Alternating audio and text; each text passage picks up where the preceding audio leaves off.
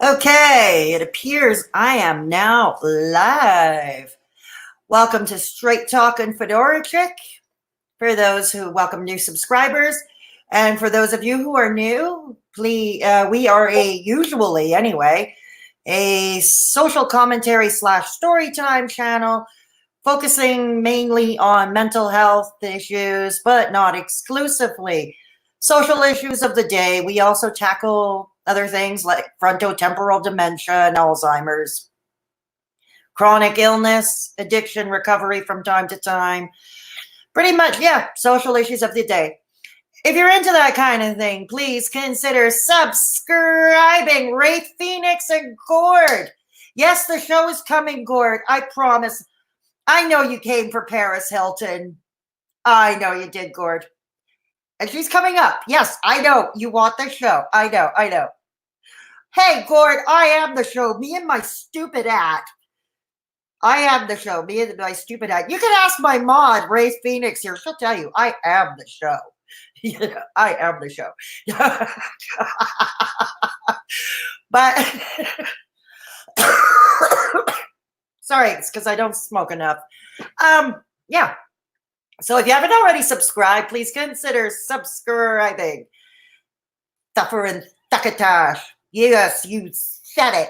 You said it, Gord. I taught, buddy, dad. Okay.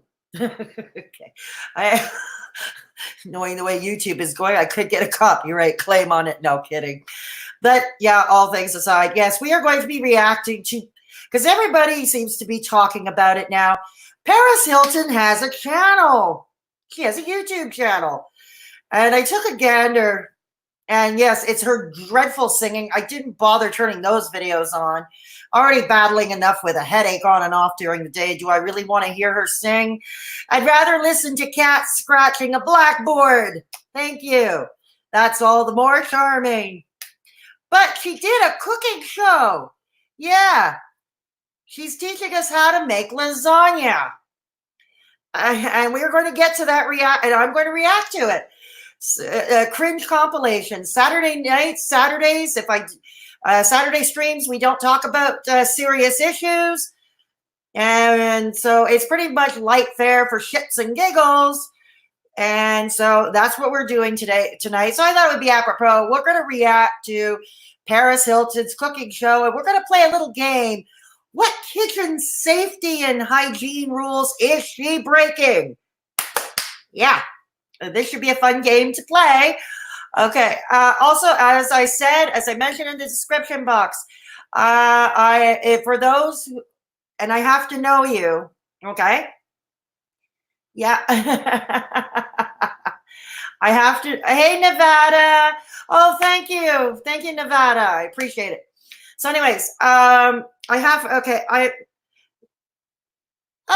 you. Thank you very much, Nevada. And I believe you're new here, so welcome to Straight Talkin' Fedora Chic.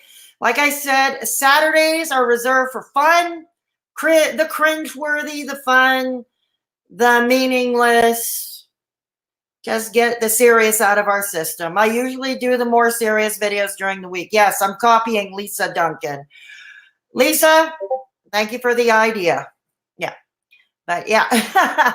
So anyways, yeah. I did say that semi-open panel, which means I have to know you. If you want to jump on screen with me, whether to react to Paris Hilton's video with me or later on for the other topics that we're going to touch upon, like other news in social media land, please let me know, and I will drop you a link to the StreamYards for you to join me. Here's the one rule. I have to know you already. That means I've already interacted with you privately before, or you've already collabed, or I've already collabed with you. Okay. Sorry, I cannot take total strangers right now. Just what happened was some other YouTuber, he was holding an open panel. Somebody joined the StreamYards and they showed their face. But then as soon as he invited them into the stream, guess what? We all got an eye full of hardcore porn. Yeah, no, I kid you not. We got an eye full of hardcore porn.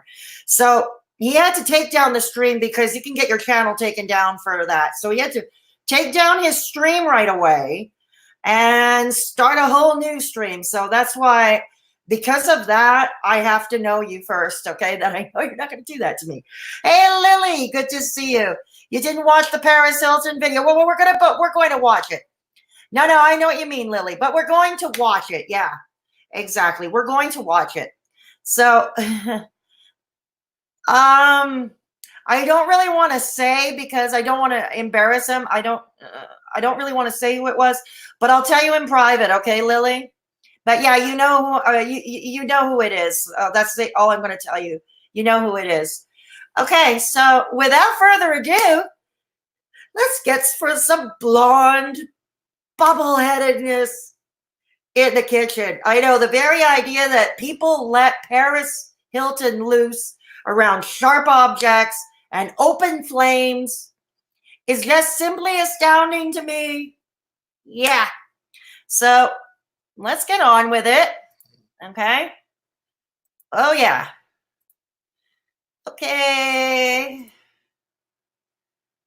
Hang on. It's simply called Cooking with Paris. We have to get through the ads, unfortunately. Z-Quill.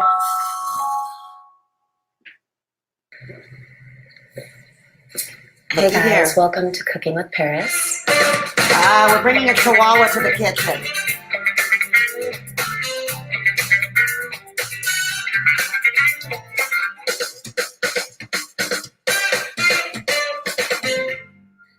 As you all know, well, yeah, the simple life she was. People who do know that I'm an amazing cook.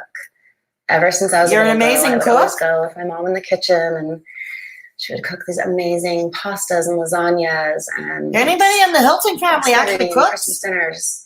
My entire life, I just remember sitting on the counter and watching my mom cook. All right, I don't want your story time. Let's get on with the cooking. This is my little assistant today, Diamond Baby. Now, why do I think the Chihuahua is more competent in the kitchen than she is? Okay, I don't know. Let me know in the chat what you think. Something tells me the Chihuahua is there for adults. The Chihuahua is there to provide adult supervision. Killing it in her apron.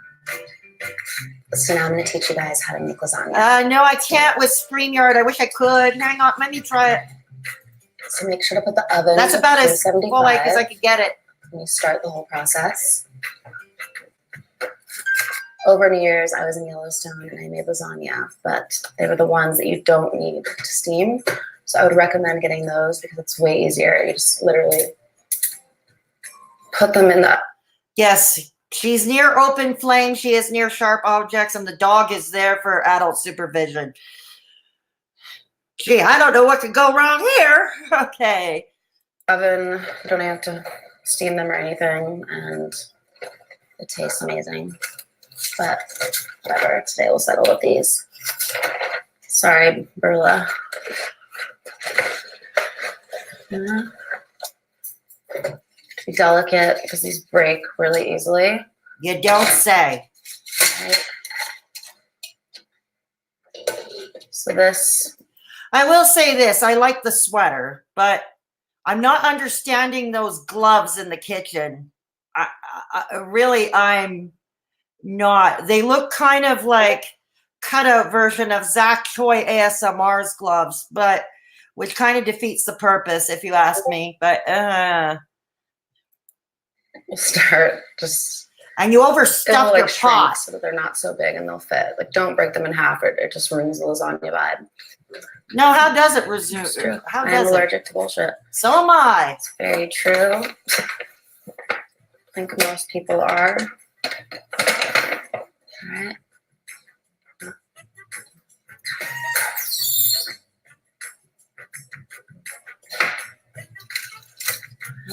All the other ingredients, mozzarella, meat.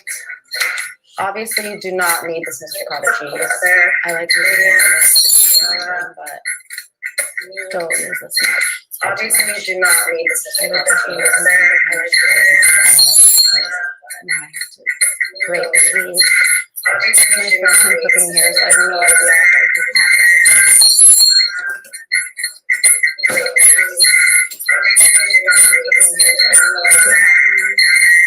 So I wish this was already shredded.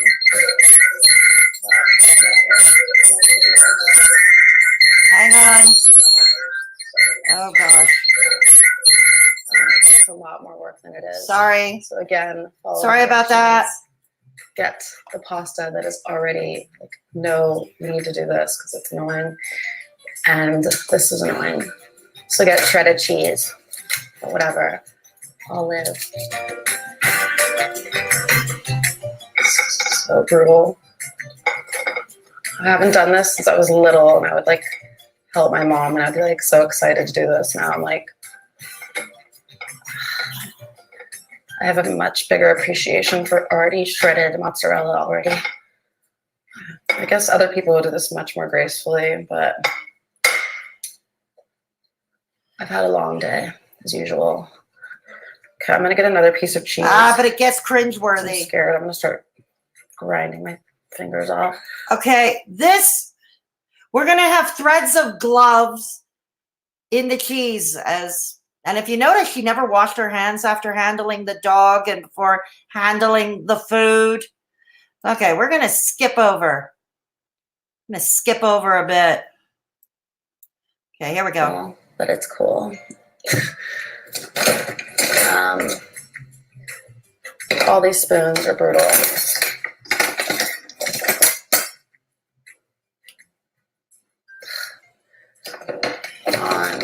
Sorry, I'm doing a cooking tutorial and I have like none of the correct things.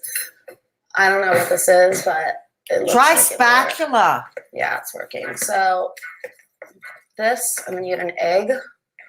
Here's the thing, if you're gonna give a cooking show, know what your utensils are called.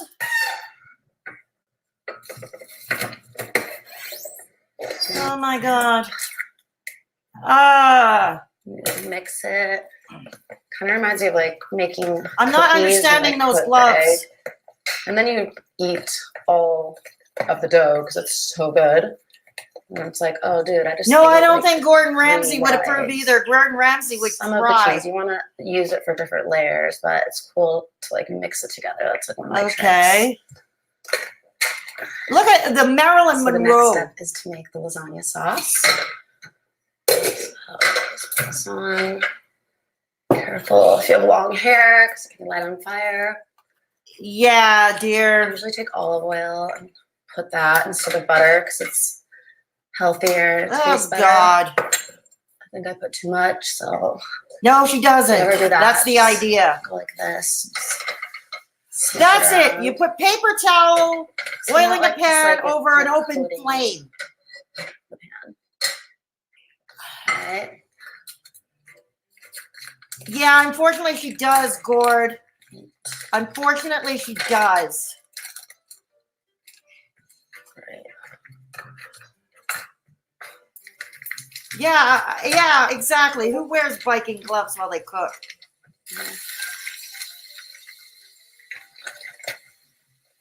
Again, I don't know if I have the right cooking utensil, but one of these will work.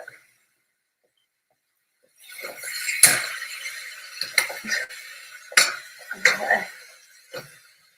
Yeah, it's too small. So you want to make sure it's like cooked, but like not all the way. No, that's just it, Gord. It doesn't. Come on, Gord. When you're a Hilton, who needs gravity? I mean, they can buy gravity, right? They could buy gravity. No, it doesn't work. Now, she's overstuffed the lasagna pot, as you saw earlier. She overstuffed the pot, okay? And then she's wearing biking gloves.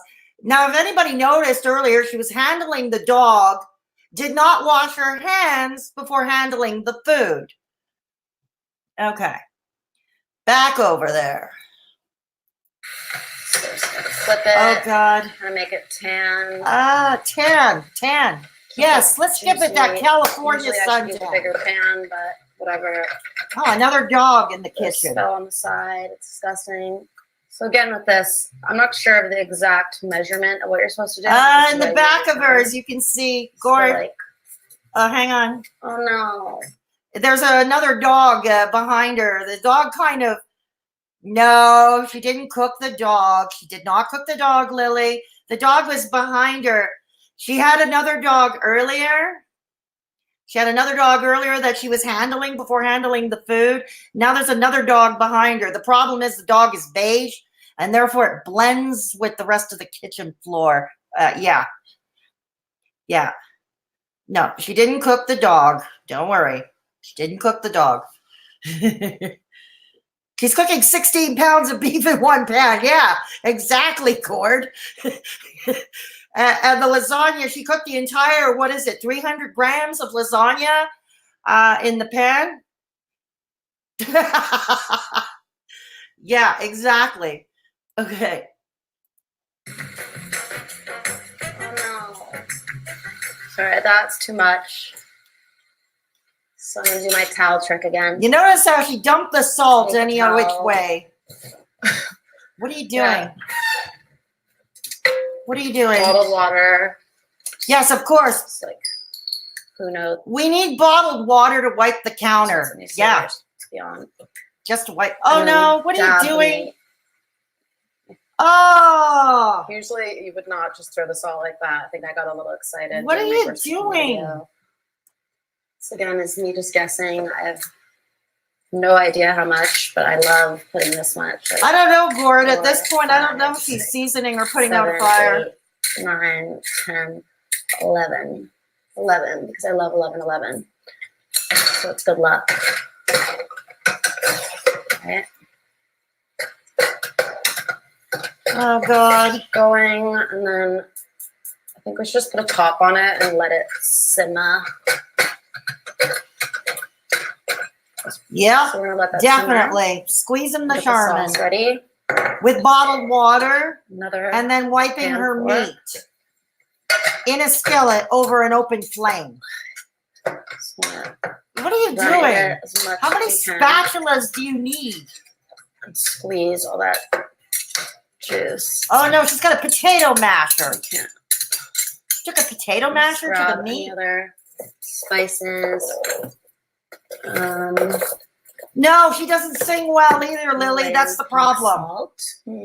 She does not. No, Sounds Lily, cool. she does not sing well. No, not with the So salt do again. like 7 of these. No, 7 what?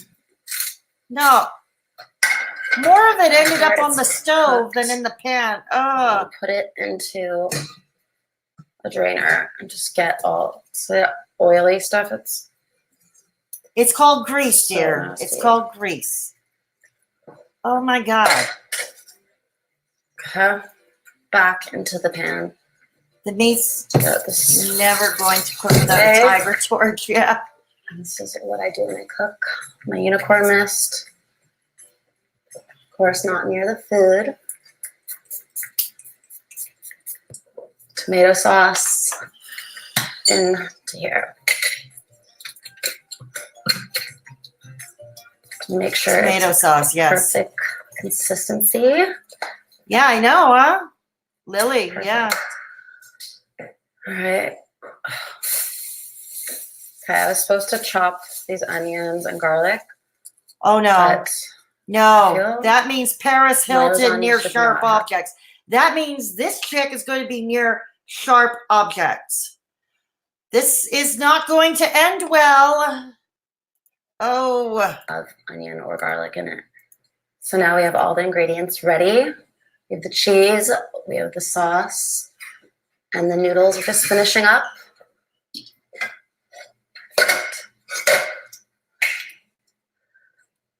The noodles, drain them.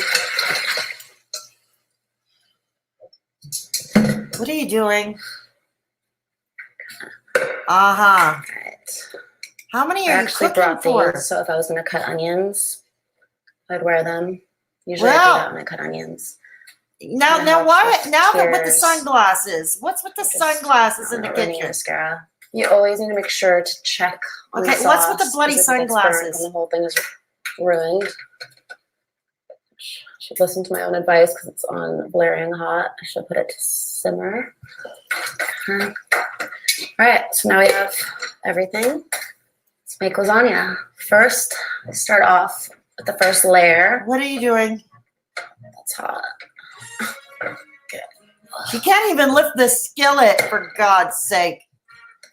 Can't even lift the skillet. Bottom.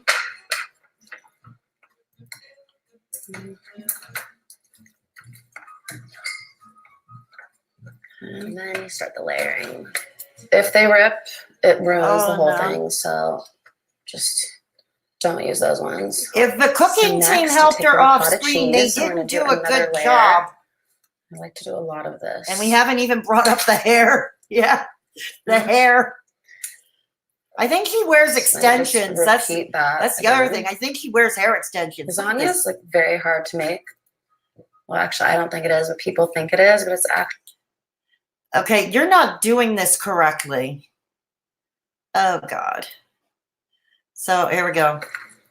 Oh God. We are halfway done. Are we?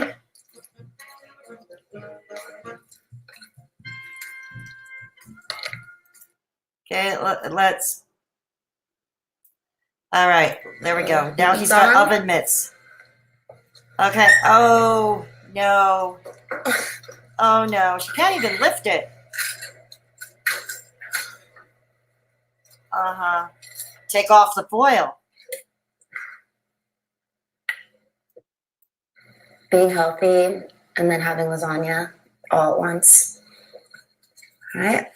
Let's see if it's ready. Yes. Yeah, I hope you guys enjoyed my little cooking show. No, we didn't. More, so let me know what I should cook next. Nothing. And hashtag it. Hashtag cooking with Paris. No. Thank you guys so much. No. You can't sing. You can't cook. What can you do? Seriously. Oh, yeah, you're a Hilton. You don't have to do much of anything. Okay. So off with that. Oh, God. No, she can't cook. Why are her clothes still on? Enjoyed isn't the word. Yes. Hey, Amy. Good to see you. Good to see you, Amy. Why are her clothes still on? Because if her clothes were taken off, her channel would be strict. That's why her channel would be struck. That's why. I'm sure that was someone's lasagna. Ooh, which poor soul was going to eat it? The dogs? That's okay, Gord. It's not your. So you didn't know. It's okay, Gord. You didn't know.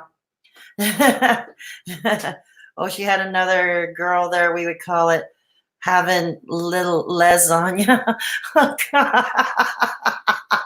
It's okay, Gord. You didn't know. Yes, YouTube. Yeah, YouTube has its things here. I guess if one wanted to do that, it would be another night in Paris. Yeah, Paris land, Paris Hilton land, the hotel chain. Yes. Oh, God. Okay. So, no, we've discovered she can't cook, but it's making all the news. You Google it, Paris Hilton cooking show, or Paris Hilton cooks lasagna. Yeah, it's all over Google. Perhaps the dogs told her it was good. Ha ha, if they would eat it. Yeah, I don't think the dogs would eat it. No, I don't think. The dogs are tiny for openers. They're really small, and they would have a delicate digestive tract, and I don't think it would work well. I don't think it would work well. Yeah. So, other news in social media land. Other news in social media land. What else has been happening? Okay, we're going to play another game. Oh, Gord. Okay, we're going to play another game. A lot of you follow YouTube, for fellow YouTubers. We're going to play a little game. Over the past week or so, we've seen Nikocado avocado with his clickbaity titles saying, I quit. I quit YouTube. I'm leaving YouTube. Goodbye. This is my last video. This is my final video. So we're going to play a little game, but we're going to take a little guess how many such videos Nikocado Avocado uploaded this week. Because this is about to, yeah, maybe she's opening up a Taco Bell, so where's the dog? No. Maybe her Chihuahua is the Taco Bell dog. That's possible. Might be the Taco Bell dog. Might be. Yeah. So how many Nikocado Avocado? Okay, a Nikocado Avocado. How many videos has he uploaded with that in the title? My last video. Goodbye. Goodbye, YouTube. I'm done with YouTube. Etc. You get the theme. How many? Who shakes his head too much? Nikocado Avocado. Yeah. No, I don't know. I don't know. In all honesty, on a serious note, I think, much like Onision and his fake meltdown videos, I think Nikocado Avocado is making a mockery. No, on a serious note, and I'm usually not supposed to be serious on a Saturday stream, but I will mention this. I think Nikocado Avocado is making a mockery of mental illness. Honestly, I think he is. I think he is. I mean, not like he would be the only YouTuber to do that, but honestly, it's getting to the point of more ridiculous. It's getting, the face he used to be vegan and skinny and he was happy. Yeah, but apparently he was problematic even back then. There are some who used to collab with him, other former vegans who used to collab with him who said he was problematic even back in the day, like Brianna Jackson. Yeah. But no, I would agree. He's getting worse as time goes on. I agree. He is definitely getting worse as time goes on. What else have we covered? So yeah, if anyone want to play the game, how many videos has he uploaded with the title on both Nikocado Avocado and Nikocado Avocado 3 that he's ending? Onion Boy doesn't take this seriously, thinks everything is a game to him. Yeah, that's true too. That's true too about Onion Boy. Yeah. Now, on a serious note, I did do a video about this. I did a tribute to her last Wednesday night. The YouTuber, she was the OG of YouTube, Phyllis Stokes, affectionately known Miss Phyllis. She passed away last week from cancer, from almost a year-long battle with a particularly aggressive form of cancer. But I did a video about that, so I'm not going to dwell too much on that now. I'll have that video in the pinned comment below. But yeah, so yeah, big news this week. Yeah, rest in peace indeed. Yeah, I don't like Onion Boy either. I don't think too many people do. So yeah, it's yeah, exactly. So anyways, who wants to come on the panel with me? Let me know with a yes if you do. I'm going to put it has to be somebody I know, okay? I'm going to put the StreamYard link in the chat. Okay? I'm going to put the StreamYard link in the chat. Okay. And while we're on that, while you're mulling this over, who wants to come join me on screen, we'll talk about whatever we want, whatever this brings us. It is a Saturday night. So it's supposed to be light fare.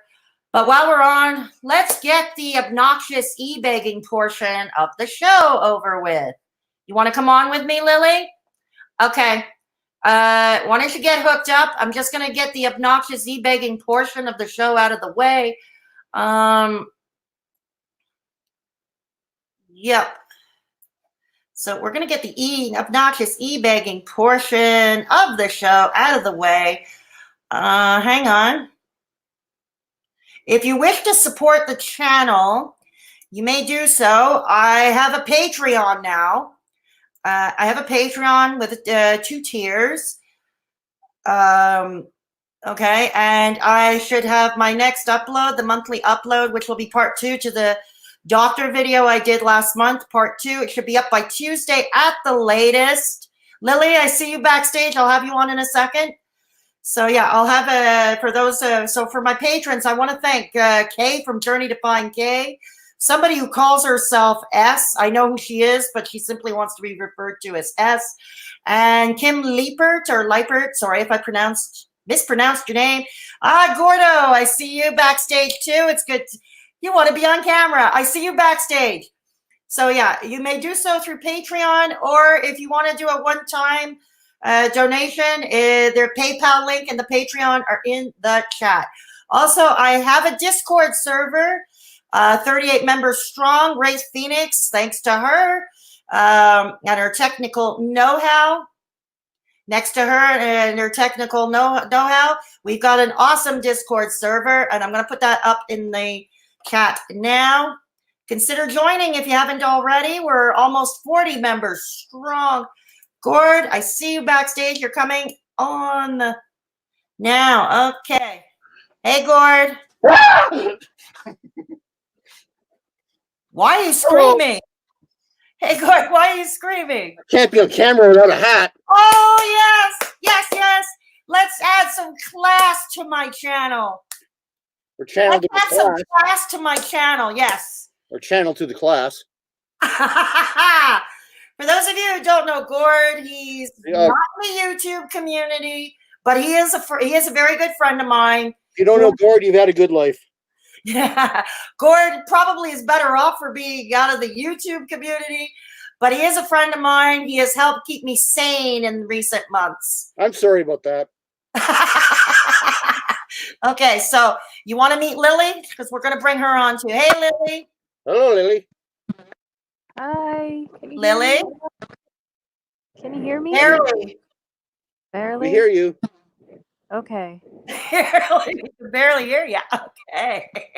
So yeah. Okay. So yeah, Lily is an art student, Gord. Howdy.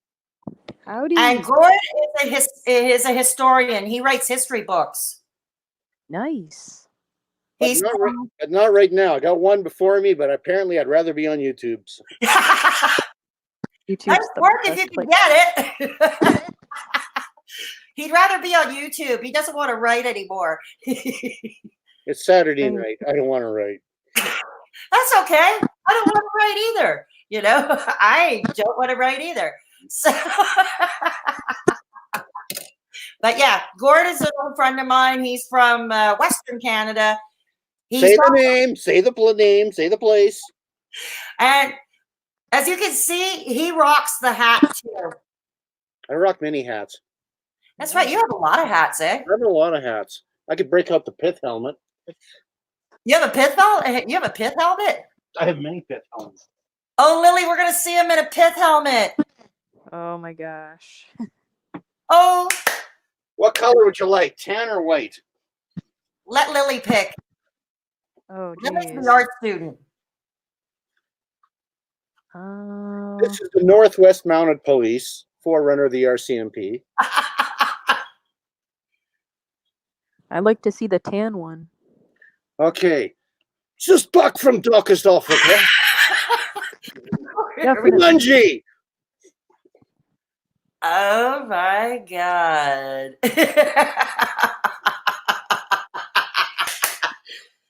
Definitely the tan.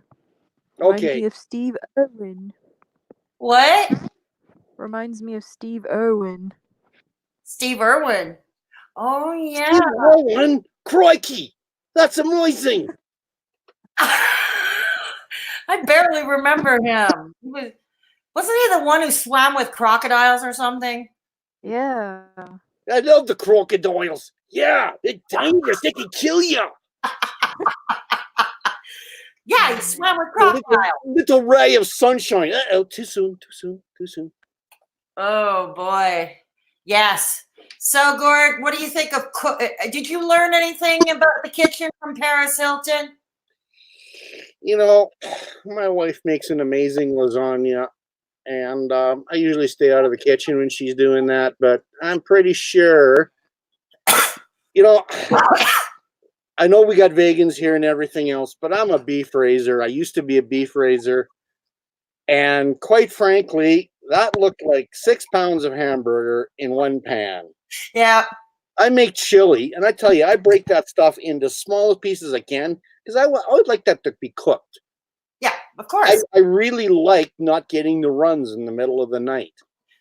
Yeah, I think we all would prefer that. Yeah, so I hope somebody's taking her doggies for a walk. God. A very long walk. Oh, God. Yeah, I think Paris Hilton should stick to her original video subjects. And frankly, it was far more hygienic. Yeah. Lily, what did you think? Well, I mean, she needs to learn how to cook. Yeah, that wasn't it. I didn't get the biker gloves. The biker gloves in the kitchen. Not even an elastic band in her hair. Yeah, well, you know, this is the thing. I believe she wears hair extensions, actually. Well, whatever there are, I'll tell you, there's going to be about 16 feet of poly rope in that. Ay. So, you know, so if your wife, if your wife, there's going to be a chihuahua going. So if your wife, all over. What's up, Lily? Oh, I'm saying that if the Chihuahua, I can't imagine if the Chihuahua was running around the kitchen. Yeah. She has 2 Chihuahuas. One was beige. He kind of blended in with the scenery, which is kind of scary, if you ask me. But yeah. So, Gord, I don't even let a dog in my house. Jeez. So your wife makes lasagna, and you said she keeps you out of the kitchen, right? Well, I usually stay out of it. Okay, that's fair enough. It's a small kitchen. You just don't want to be there. And No. I love my girl, but she vibrates. She goes. She can do laps around Paris in that kitchen. Oh, I bet. You see, I love the cheese. The cheese is the best. Great. She says, "Oh, buy the shredded cheese. You can't just grate it." And I went, well, "How the hell do you think it ever got shredded, Paris?" You know what? I'm surprised. So she does pull that thing. Come on, Paris, make America great again. Grate that stuff. And then she got a bowl full. Now she's got a bowl full and that's more cheese than you need. I'll tell you. Anyway, all you have to do is take that bowl and you go flip. You don't touch the cheese. You flip. And he's in there with the Harley gloves. Probably some threads from the Harley gloves ended up in the cheese. That's a scary thing. You know what, Paris? I don't think that stuff's going to stick to the bowl when you turn it upside down. Frankly, gravity is a problem. All you do is you do this. No, because you're not studying the law of gravity yet. No, we're not. But here's the thing, okay? Right? Here's the thing about her. What I'm surprised at, this ultra modern kitchen with all these appliances and all the money they have, I'm surprised she didn't have a food processor with the grater attachment. Just whizzes right through it in seconds. I own a food processor, okay? And I'm as poor as a freaking church mouse, and I have a food processor like that. Okay? And I'm as poor as a freaking church mouse. My channel is not even monetized yet. And once it reaches eligibility for monetization, I think we can bet that my videos won't be monetized. It's going to be too racy for YouTube. But because I use too many verboten words, apparently. Okay. I was wondering where we were going there. Yeah, you call it what's verboten, Gord, okay? I didn't know if you were an hotel heiress and you were going to develop a European capital city. No. But yeah, the London Days Inn. But Grandma, no, I'm going to be having a second channel. It's just that it has to be put off by a month because of unforeseen shit that came up my way. I had to hire a tech to scrub my computer for keylogger. Long story. Not going to get into any more about that. And then there was my stupid health issues. Good news, I don't need surgery. Not right now. My doctors decided to punt that down the road. Congratulations, and that's a sincere congratulations. Thank you. Yeah. Well, this isn't the Leo DiCaprio slow clap. Start. Yeah. So, anyways, yeah, because I was told by the doctor I had from the results from my ultrasound, I have sludge in my gallbladder. Yes, sludge apparently is a medical term. Yeah. I don't know. I would come up with better names like that, like sepsis or something like that. Yeah, really. But sludge. Exactly. Well, come on. Like, why do you guys, like you guys got 10 years of school and you come up with sludge? Yeah, but at least right now for today, I don't. Excuse me, Mac, you got some sludge there in your oil pan. I think we could run some Teflon through there, or put in some STP, bring that out. Yep. Oops, Lily's gone. Lily. Oh, sorry, Lily. I scared her away. You scared Lily away. You scared Lily. Lily. I make her. He's not scary. He's not scary. He's a very good friend of mine. He helps me. He helps keep me sane. He does. He helps me stay sane. He's an old friend. He just doesn't pay much attention to YouTube. Imagine if he paid more attention to YouTube, if he actually started watching Nikocado avocado videos. Uh-oh. No. He doesn't know Nikocado avocado. No avocado, no Nikocado, no. Yes, sorry, I don't know who these pseudo celebrities are. Is this that guy that used to have that wolf guy called himself Avocado?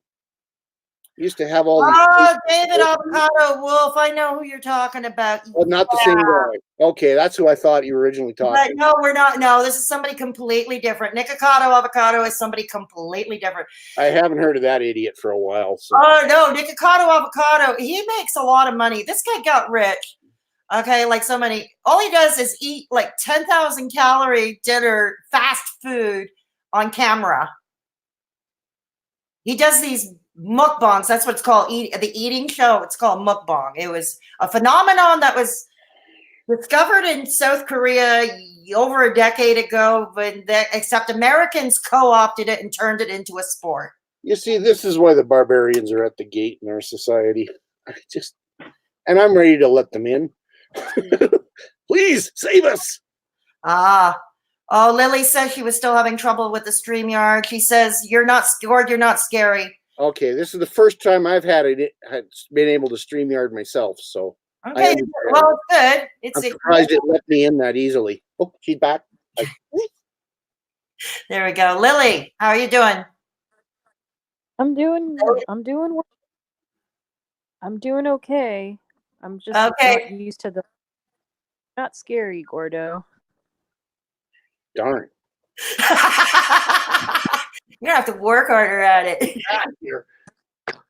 What? He's getting another hat.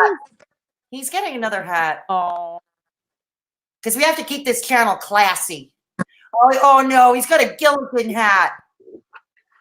He's got a Gilligan hat. We all have to save this. Oh no.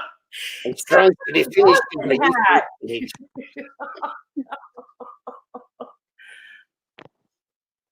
Oh no, he's got a freaking Gilligan hat. Oh my god. Oh, this could be a meme. This could be a meme, for our Discord server. Yeah, but anyways, yeah, we were explaining mukbangs to Gord. Lily, we were explaining mukbangs to Gord. Lily, are you still there? Okay, I guess not. Okay.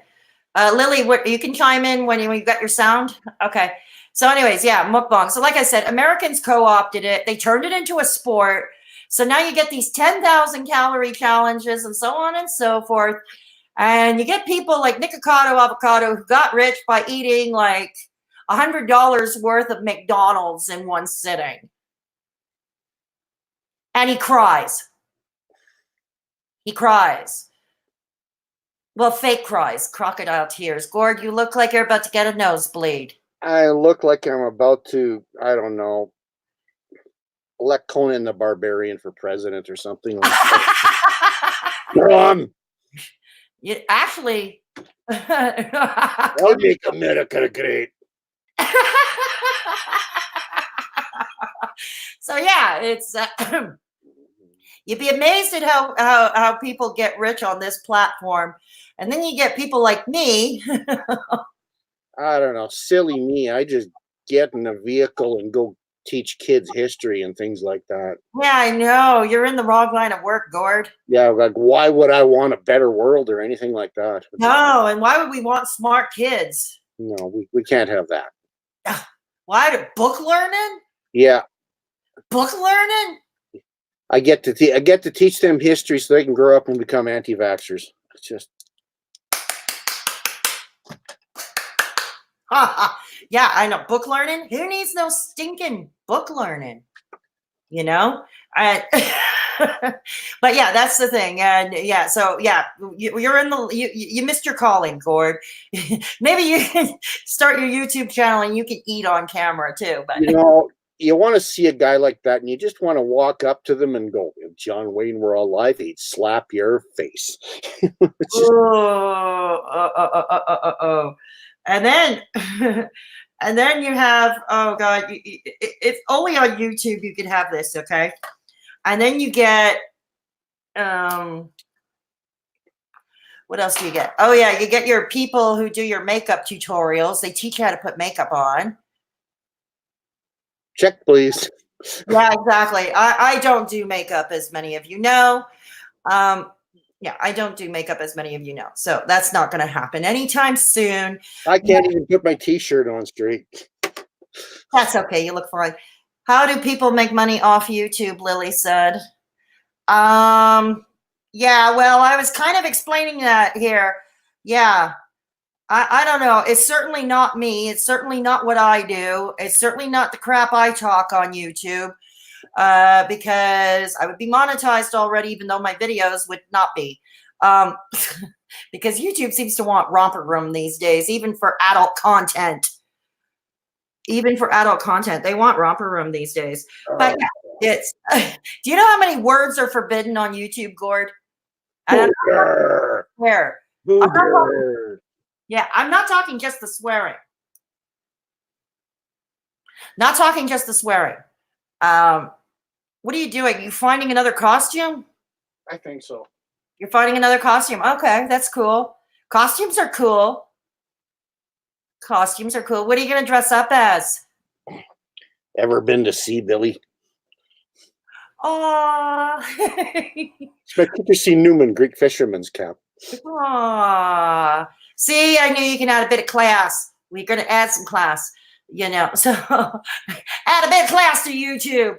But yeah, no, so that's. Once you've seen the pith helmet, well, it just doesn't go up from there. No, you're right. It doesn't. My sombrero's away 2 rooms away, so I won't bother with that. Who's 2 rooms away? The sombrero. The sombrero. You have a sombrero? See? You have a sombrero? Of course I have sombreros. We're only 4 states away from Mexico. Where's the sombrero? Sí. What's it? Go get the sombrero. Who wants to see Gordo in the sombrero? He's going to go get his sombrero. Yay. Hey, we saw a chihuahua in the kitchen earlier in Paris Hilton's kitchen. We saw chihuahuas. Let's keep up with the theme here, you know. Gordo's going to get a sombrero. We saw chihuahuas in the kitchen.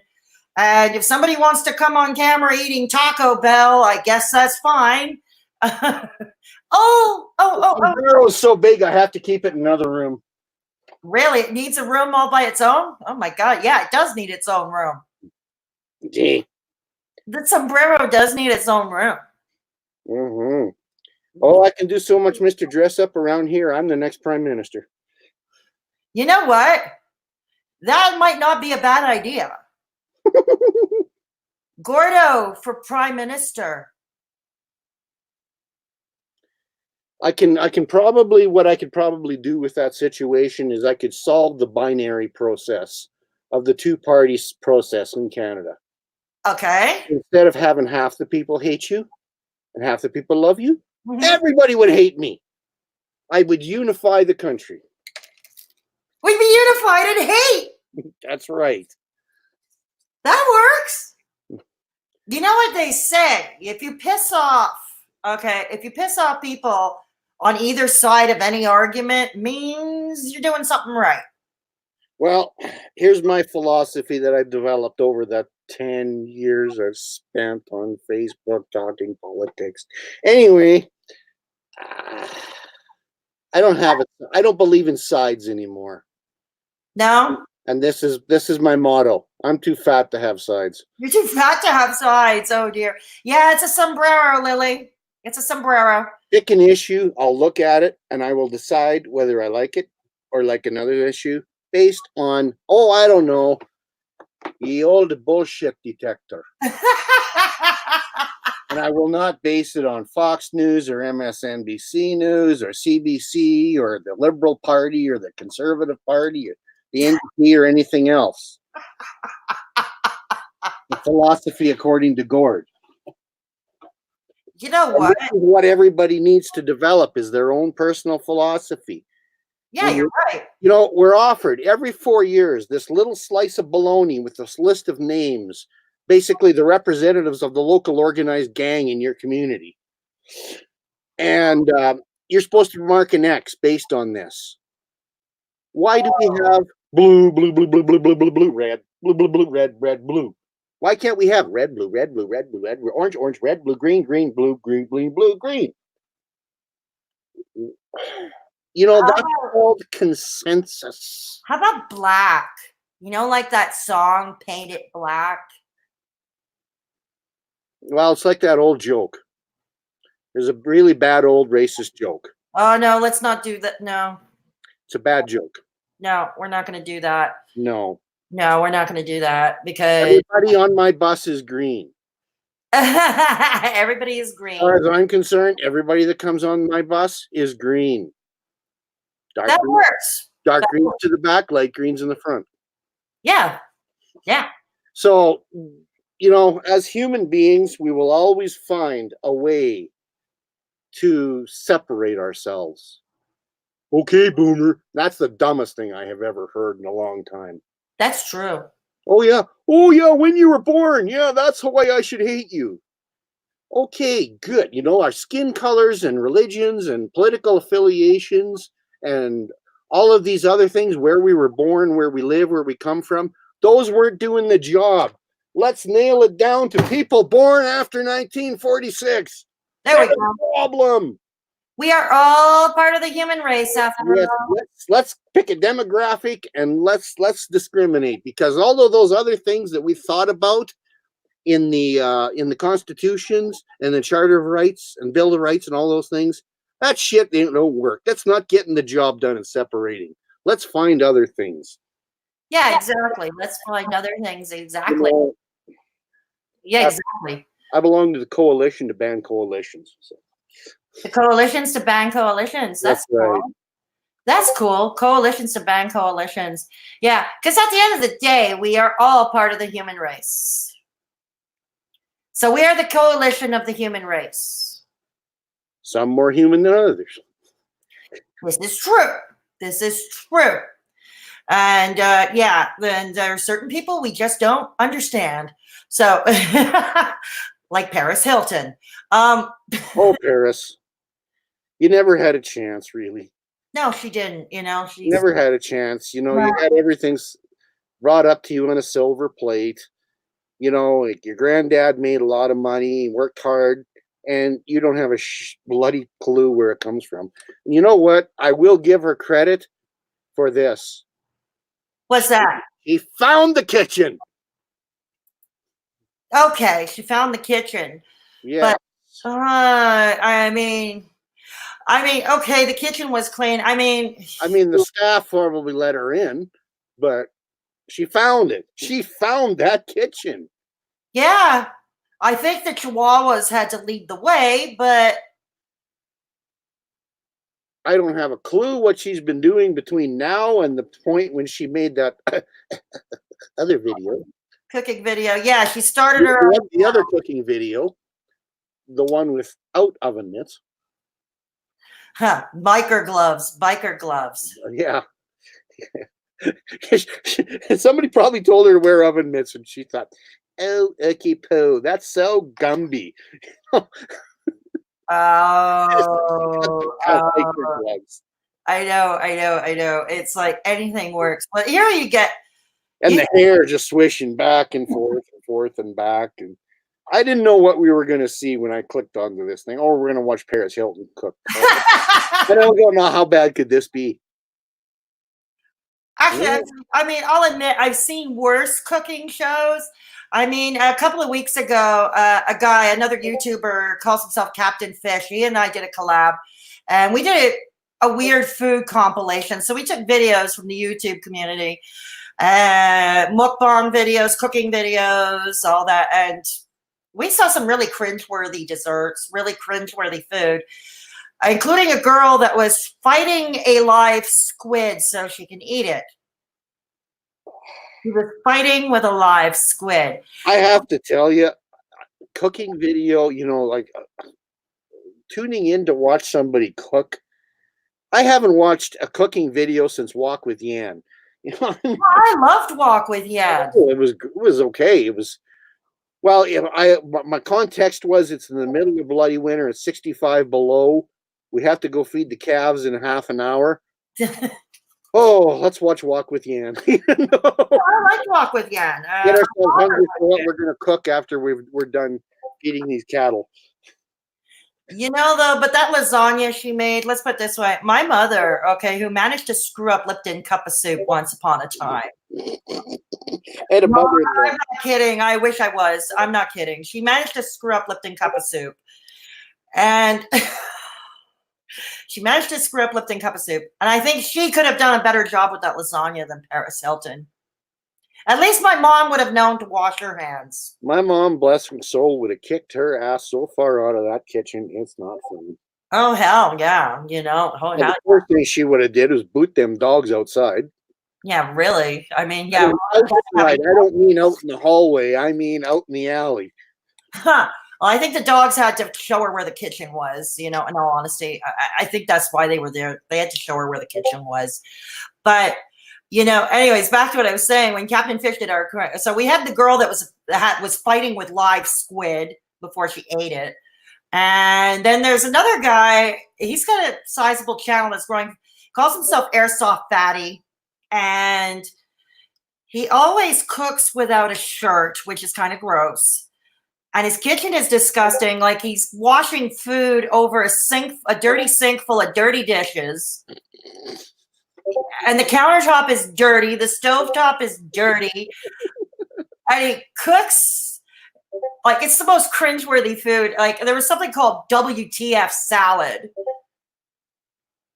Okay. It consisted of pastoroni Alfredo with the Alfredo mix, pastoroni Alfredo, Chef Boyardee, where he gets rid of the tomato sauce out of the Chef Boyardee, only to add a can of tomato soup.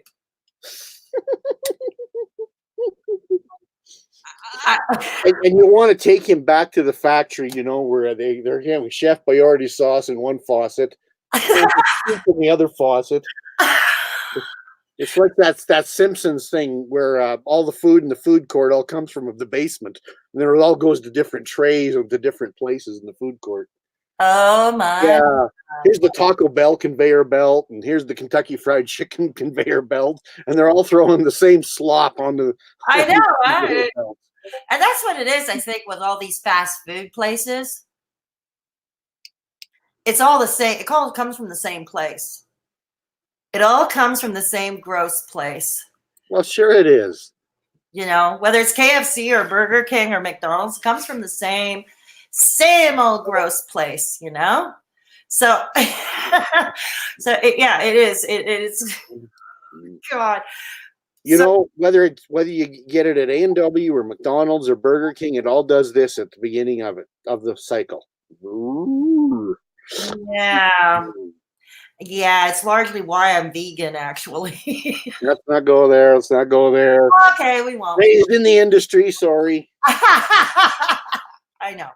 Yeah, I know. I hear what you're saying. But yeah, it's because I was born that way. Oh no, I know. It ends up in the same place, and it ends up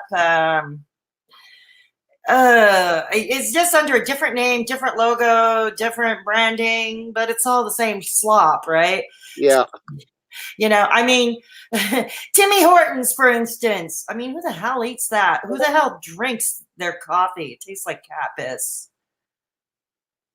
It really does. It tastes like cat piss.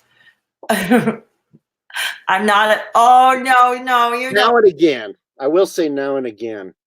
You really? Basically, because I don't want to be addicted to it. But sort of like that. So I married an ex. It's got a secret ingredient that makes you crave it fortnightly. Oh, you have quite a cool Scottish accent. Oh, God. You never heard me Scottish history of Christmas? No. Scottish history of Christmas? Yeah. Oh, a room in the inn? A bed of straw will be good enough for that lad. If it's not Scottish, it's crap. It's not Scottish, it's crap. If it's not Scottish, it's crap. That was from an old Saturday Night Live sketch. I forget who played him. That's Mike Myers. That was Mike Myers? And he did the same character in a movie called So I Married an Axe Murderer. And it's movie. a very, very low-key movie, but it's funnier than hell. It's worth seeking out. It's one of his earliest ones. I think it's even before Wayne's World. Oh, wow. Wow. And he basically plays the role of, the main role, which is basically playing himself. And his father is the Scottish guy. Angus McCracken? Yeah, and his father has got these conspiracy theories. Oh, wow. And you know that all the world's wealth is raised by 5 people. The Queen, the Rothschilds, and it goes on, and Colonel Sanders. Dad, what do you got against Colonel Sanders? That his wee beady little eyes. And the chicken. He's got a secret ingredient in it that makes you crave it fortnightly. Oh, wow. Oh, wow. So, anyways, it was like, oh God, I don't know. I miss the good old days. Saturday Night Live, I haven't watched. I don't even have a TV, right? So I don't watch it anymore. But since Trump, I haven't watched any late night comedy because it all seems like, you know what, it's writing itself every day. I don't need it. No, I know. And I mean, it's not the good old days. These guys should give their checks back. I mean, it's not the good old days. I mean, even Saturday Night Live has gone downhill. It's not the good old days anymore. No. You know, I remember, when it was the 70s, I was still a little kid, so I don't really remember much of that. But the stuff from the late 80s, so for instance, like The Church Lady or... Isn't that special? In that special, yeah. Dana Carvey or Wayne's World, of course. Hans and Franz. Yeah. Pump you up. Yeah, Hans and Franz, right? I even liked Dennis Miller back in those days. I am out of here. Yeah, no, Dennis. Yeah, but he turned. I don't know. He went on the another train, you know, and most of those. Yeah. That's what gets me out of these late night stuff anymore. It's just most of these people are on one train or another, and they can't think rationally anymore. You know, they can't come up with an original thought without, you know, thumping their chest or thumping some party line. Oh yeah, exactly. And I got no faith in the Democrat side either. So. Oh, you don't? Nope, absolutely none. Yeah, I don't know. It's like, oh boy, the guys have complained so hard for 4 years and fought so hard that they are just determined that they are going to get into this election and lose it. Yeah, you're probably right. Screen froze. My screen just froze. Okay, can you hear me?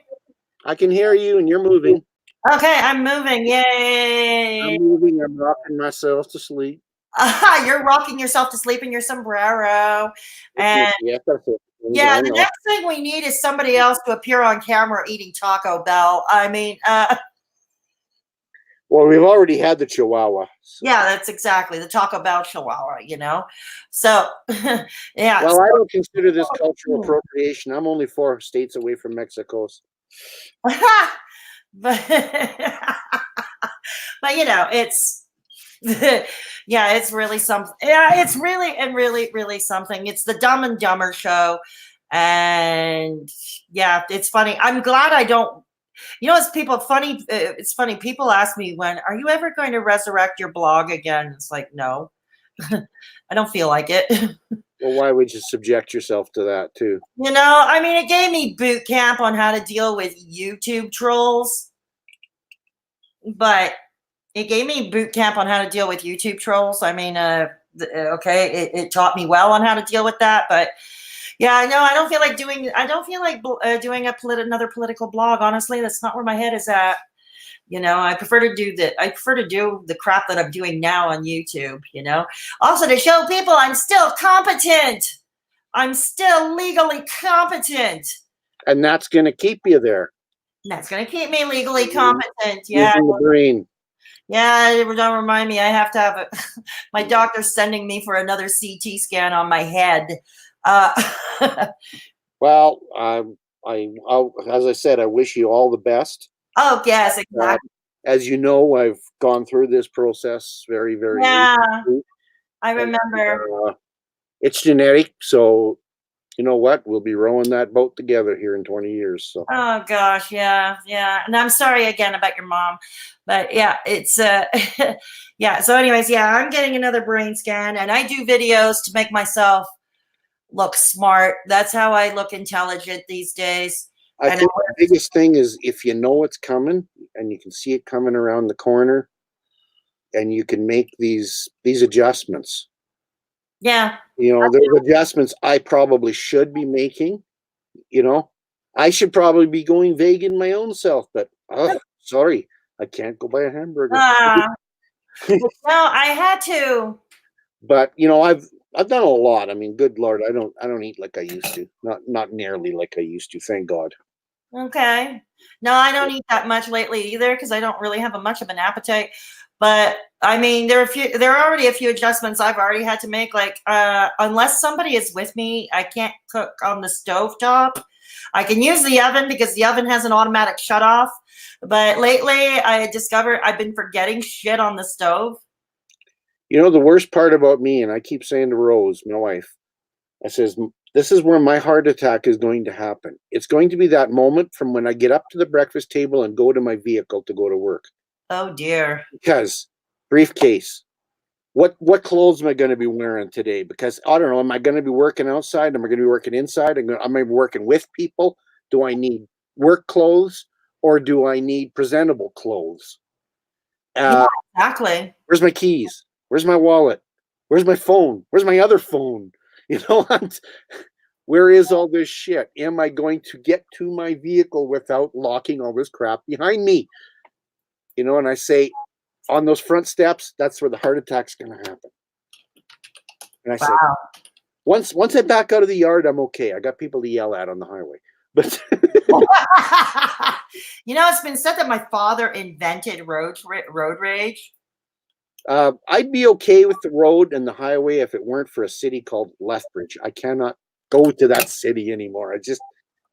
Everybody's an idiot.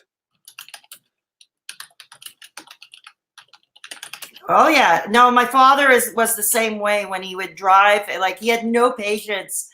And he always said the secret to driving in Montreal was to be crazier than they are. And I have seen that in places like Honolulu and Seattle, and I go, how do they do this? How do they do this?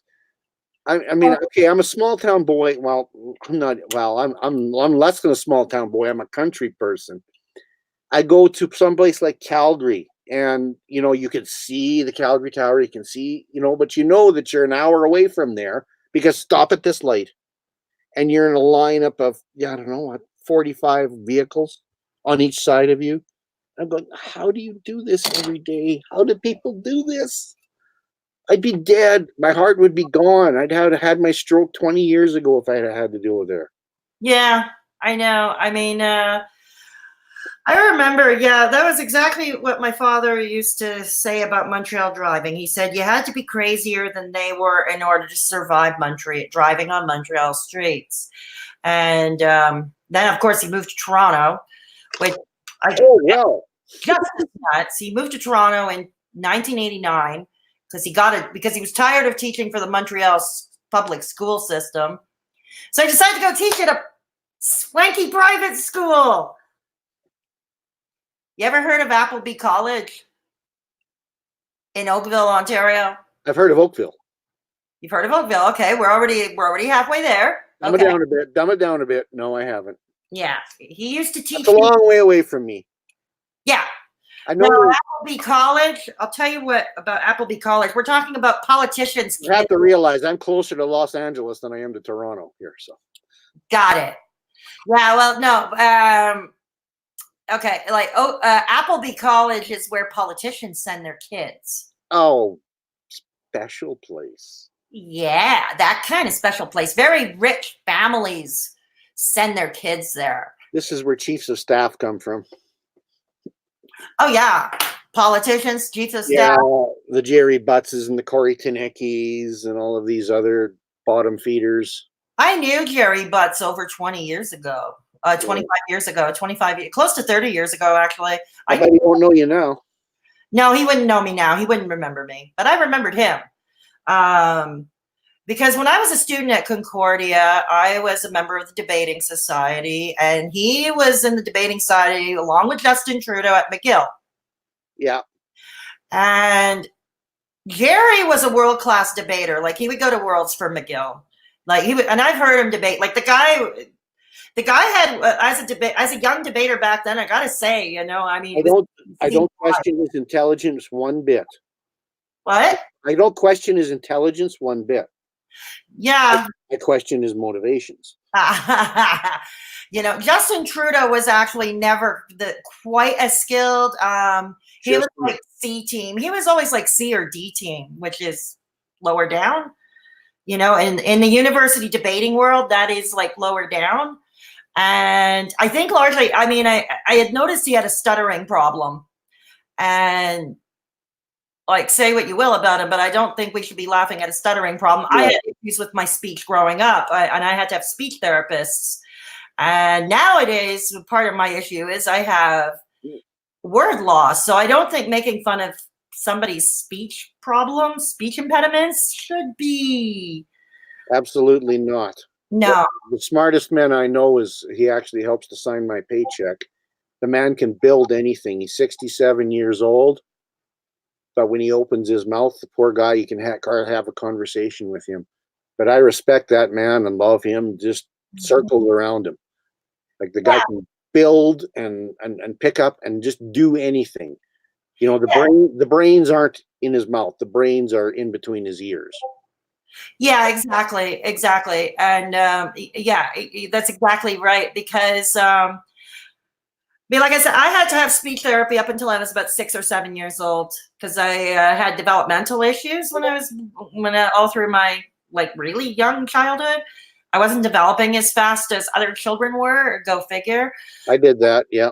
Yeah. So part of that, you know, I had to have occupational therapy to help deal with my fine motor skills, which never really developed properly to begin with, and to learn how to talk with a speech therapist. I had all of that, you know, I had all of that.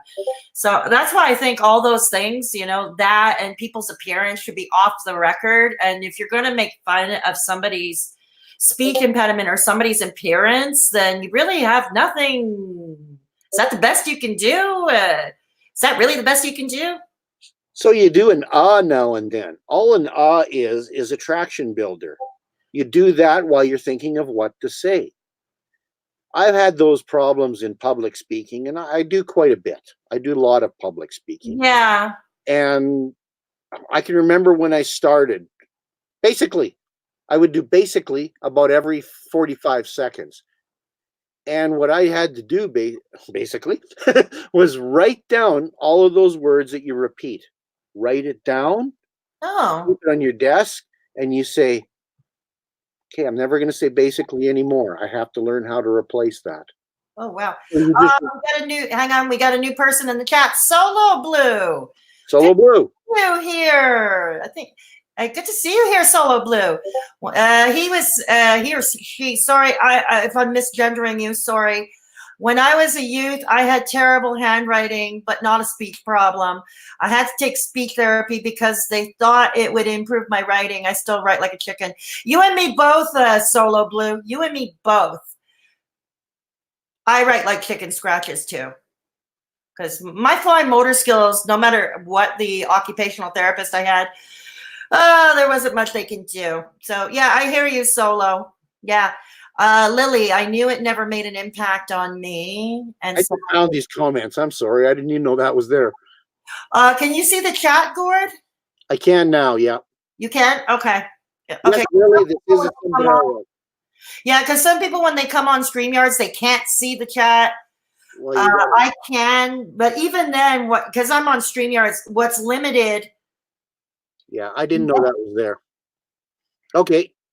Yeah, so it's like, and even then, what I hate about StreamYards is, okay, if I don't think I have a mod with me now, but usually my mods, they're there for troll patrol, right? And somebody might put something inappropriate in the chat and they'll take it out, right? And I can't see that in the StreamYard. It shows on YouTube, but I'm looking at the StreamYard and it doesn't show what they're doing. Yeah, I've got the YouTube turned off because it'll echo too much. Yeah, exactly. Yeah, that's the thing. You got to kill the sound. It's like going on radio, you know. You got I've got the YouTube turned off because it'll echo too much. Yeah, you got to. Yeah, exactly. Yeah. I'll say that was a joke there, girl. Fast one go right over your head. So, anyways, yeah. So, it's getting very heavy. Is it getting too heavy? It's getting very heavy. Yes. Are you gonna get the pith helmet back? Lily liked your liked your beige pith helmet.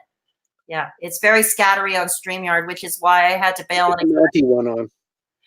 He's wearing the white pith helmet. Okay, that's fine. That's fine.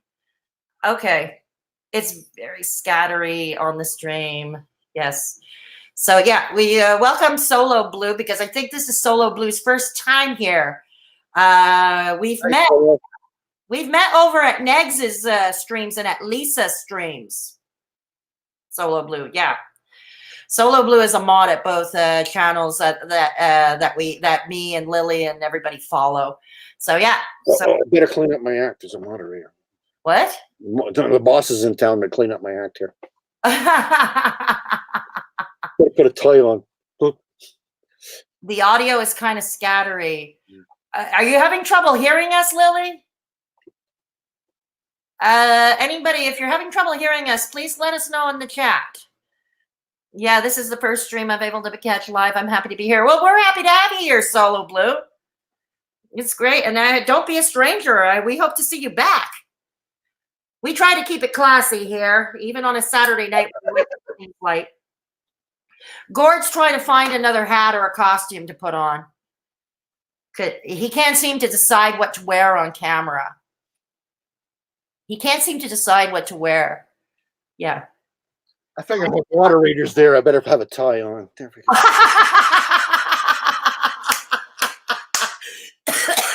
I don't get no respect, you know what I mean? Oh my God. He's wearing a necktie with a t-shirt. That's why I got to the necktie. He's wearing a necktie. You know what's missing? I know it's missing, all right. There.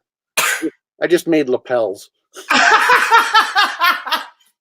Everybody, get your fashion tips from Gordo over here. You're coming through clearly on my end. Me and Paris could make videos to get. Oh no! What did you say? Paris and I could make videos together. Yeah, you should. Maybe you could teach Paris how to cook. Never mind. You could teach her kitchen safety, which he seems to lack. I could teach her where the garden hose is. You could teach her where the garden hose is, yeah. Okay, thanks, Solo Blue. Yeah. Kick your dog's ass out in the yard. Solo Blue loves your tie. Thank you. Thank you very much. So yeah, Solo. Oh, it is best Elvis impersonation. Yeah. Well, Rodney Dangerfield, but if you want Elvis, I can do Elvis. And Lily likes green. Well, we were saying earlier that we should all be green. Yeah, it's not easy being green. Yeah, Kermit the Frog. We should all be green. All of us. We should all be green. Why there's so many songs about rainbows.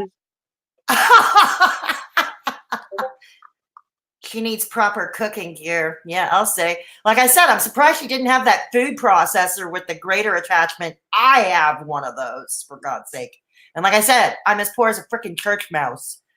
You know, Please teach Paris not to wear biker gloves when cooking. And- Although I did want a pair myself, LOL. Yeah, I like biker gloves too, Solo Blue, but you're right.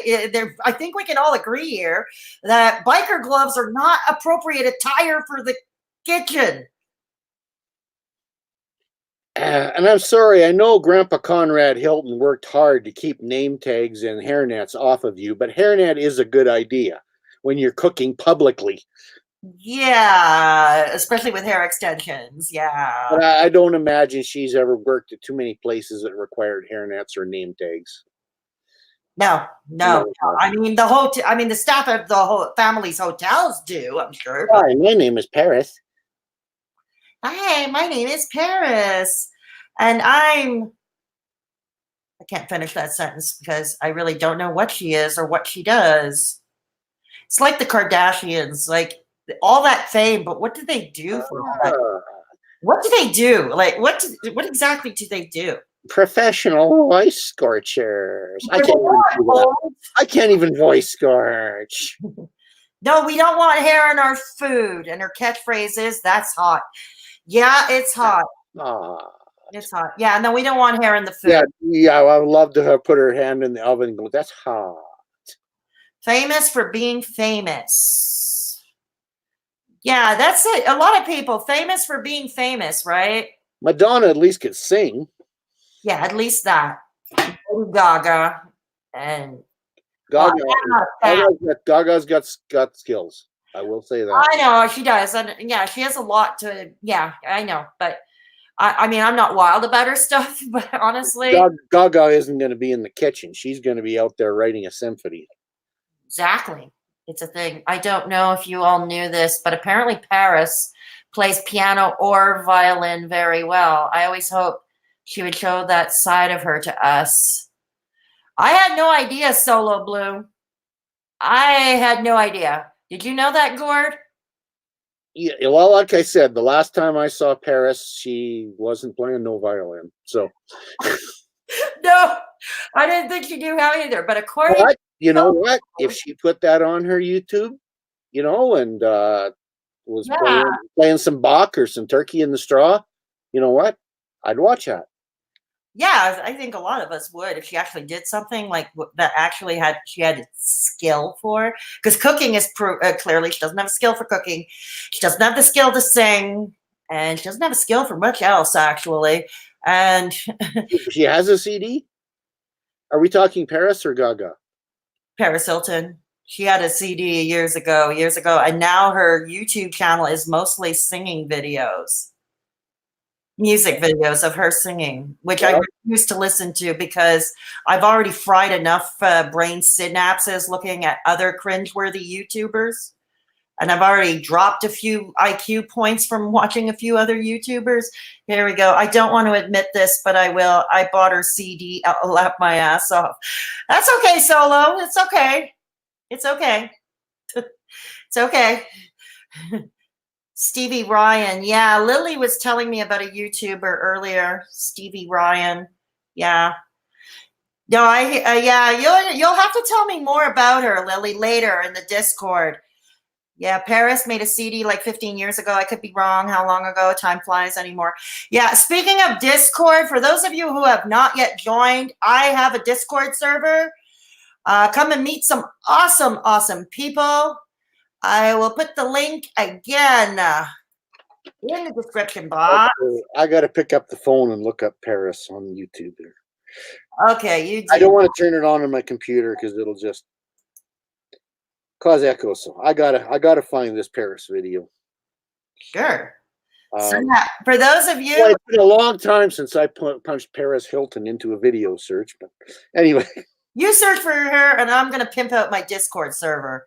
Well, I'm actually looking for song. I'm going to say song. Oh, Gaga. I have a student that is obsessed with her music. She comes to me for vocals and only ever wants to sing Gaga songs. I'm okay with that as long as the student learns. I think that's cool, Solo. Yeah. Apparently, there's a song called Paris Hilton, Stars Are Blind. Apparently. Yeah, don't play the song. I'll get a copyright claim on my channel. Well, I'll turn it down here. Yeah, I swear I will get a copyright claim if you don't play the song. Yeah, because I'll get a copyright claim. I got headphones. Yeah, we don't want me to have. Gaga started out as an art student at Tisch. Tisch, yeah, I think that's that's the art school of NYU, right? Yeah. Stars are blind. Yeah, you're right. Anyways, yeah, for those of you who have not joined my Discord server, the link is above in the chat. It's also in the description box. We are close to 40 members strong, and okay, that's enough of that. we are a month and a half old, and we already have nearly 40 awesome people. And I want to thank Wraith Phoenix again. I don't know if she's still watching. I want to thank Wraith Phoenix again for helping me get it set up, because without her, this would not have been possible. And so if you haven't joined, please consider joining. KK has a song. I did not know this. Kim Kardashian sings. Really? I don't really want to know that. That would probably be something like, these boots are made for walking. I've been having an issue with joining servers as of late. I think I need to reinstall my Discord. Oh dear. Yeah, that might be a good idea. Are you using it on your phone or on your computer, Solo Blue? Yeah, Discord is a learning curve. It's quite a learning curve.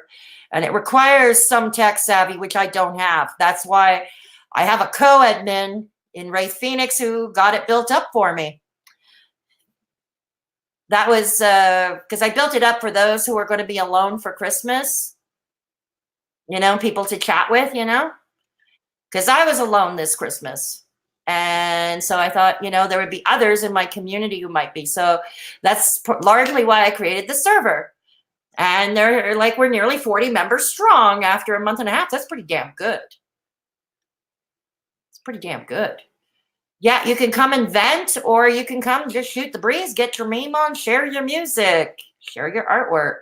Discord is what we plug this computer into. Yeah, kinda. I'm on my computer, been having issues with it as of late. Oh dear. Kim KN's song is heavily auto-tuned. I'm not surprised.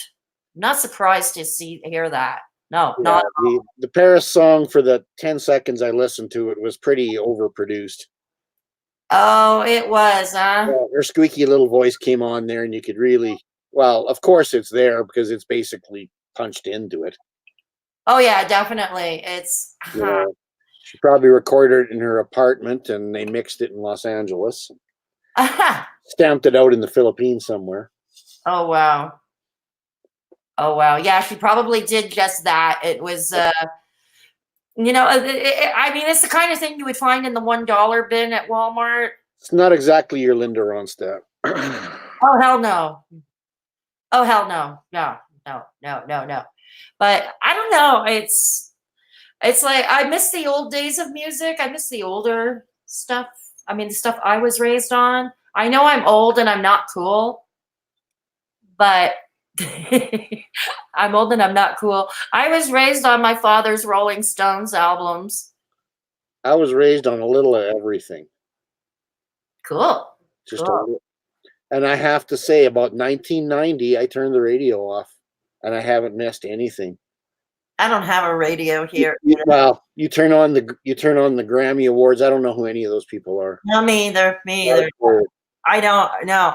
I guess you and I, neither one of us is hip anymore. Neither one of us is hip or happening anymore. Yeah. You know, neither one of us is. You know what? We live in an age where, hey, I can turn on Benny Goodman, I can turn on Johnny Cash, and they're still there. Yeah, exactly. You'll find the clips on YouTube as well. You'll find the clips on YouTube as well. You can find freaking anything on YouTube these days. You know, I don't even have a TV. Since my ex-partner left, when he moved out in 2016, he took his television with him. I never bothered to buy a new one. And I don't miss it. It's not even high on my list of priorities. Well, for broadcast TV, no. No. And so since I don't have a TV, I don't have cable either, right? It stands to reason. I don't have any cable either. So I don't need it. So right now, it's like, so YouTube is my thing. I watch it. I have my channel. I'm starting a second channel called Grandma Drama Me. I'm in the midst of looking for a local makeup artist to make me look really, really old and cranky. Very cranky. Kind of like Sophia Petrillo or Granny from the Beverly Hillbillies kind of thing. Well, I'll look into whatever I've been doing. What? I'll look into whatever I've been doing. Whatever you're doing. Yes, kids, get off my lawn. I give my dad props for helping me to develop my music taste. He listened to good music when I was growing up. Yeah, same here, Solo. Same here. I thought about YouTube. If it stayed like how it was in 2006, it wouldn't progress it to be like Vimeo or Dailymotion. Yeah, once again, I agree with that too. Solo says, I only have a TV for the PlayStation. Okay, that's fair enough. Yeah, that's fair enough. If you play video games, I don't personally, but yeah, if you play video games, I can understand why you might want a TV. I don't know. Do you play video games, Gord? Oh, hell no. I don't know what a video game hardly is. I'm still stuck in the days of the old Nintendo with the old Super Mario I Brothers. never even got into Atari or television or any of that. It just. I remember that in television. I remember in television and Atari and Coleco. All my friends had all of that stuff, and I just never had any interest. Oh, wow. No. My daughter was raised without a video game player in the house. She was? Yeah. Oh, dear. Oh, dear. Oh, but we played lots of Oregon Trail. What do you play? We played lots of Oregon Trail. Oh, wow. I can't tell you how many times we've died of cholera. Here we go. All we have is Spotify and YouTube where we can listen to a song we pick, which is kind of a luxury. It very much is. Yeah, you're right. It is. Before YouTube, you couldn't find songs. Remember when you go to town? Well, I guess you guys wouldn't go to town, but you go to a store, you pick out a vinyl album, and it was work to listen to a song. You pick out an album. Oh, I got to go out, pick this up, pull this up, go over to the stereo, lift this thing, put it on there. Oh my God, that needle's gone. Got to change the needle. Oh, got to clean the record. I mean, that was work. You know, like, and then sit there and blah, blah, blah, blah, blah, blah, blah. And there may be one song on that album you liked. Oh, wow. Yeah, exactly. What is it? My mother used to have an extensive collection of those 45s. You know those 45 RPMs? Yeah, I got a few of those still. My mother had an extensive. I got 78 still in the house. You got 78 still? Wow. Yeah. My mom's, yeah. My father bought the albums. My mother loved the 45s. My father was a rocker. He was a rocker. And my mother was more into the pop music that you heard from the old AM radio stations back in the day. So the two of them you can imagine the two of them would argue quite often. Well, they argued about everything, actually, come to think of it. But that's another story for another time. But yeah, the two of them, yeah. So she had her pop music, all her AM top 40, Casey Kasem stuff. And my father had his albums, and he had all his rock and roll albums. He had his Rolling Stone. He had one of the most extensive Rolling Stones collections. My father. My dad had this hard country, Johnny Cash, George Jones, all of those kinds of things, which was fine. I didn't mind it being around the house. My brother and my sister would just run screaming. They hated it. I loved it. I love Johnny Cash. But my mom would do this. As soon as if dad's out on the tractor or away or something like that, she'd go to the bottom of the pile.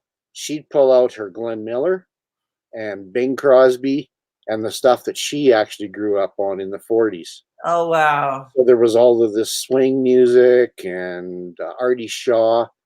So at her funeral last week, we put together a mix of that. Oh, cool. That's nice. Yeah, well, my mom was born in 49, so she wasn't really around for 40s music. My mother was a teenager when she had me. Right out of high school. Get this. I'll beat that. My mom was almost 40 when they had me. Oh, really? Wow. Yeah. Oh, wow. No, my mother, let me tell you something. No, this is hilarious. My grandmother, okay, was more Catholic than the Pope. All right? No, I swear. Church was her life. I had a grandmother like that, except it was American Midwest Methodist. Okay, no, this was Catholic. And my grandmother was Irish, but none of the fun that goes with being Irish, if you know what I mean. And so she was widowed. the dreary let's mourn for years side of the. Hang on a minute. Solo is asking something. Dion DiMucci. Dion DiMucci. Why is that name familiar to me?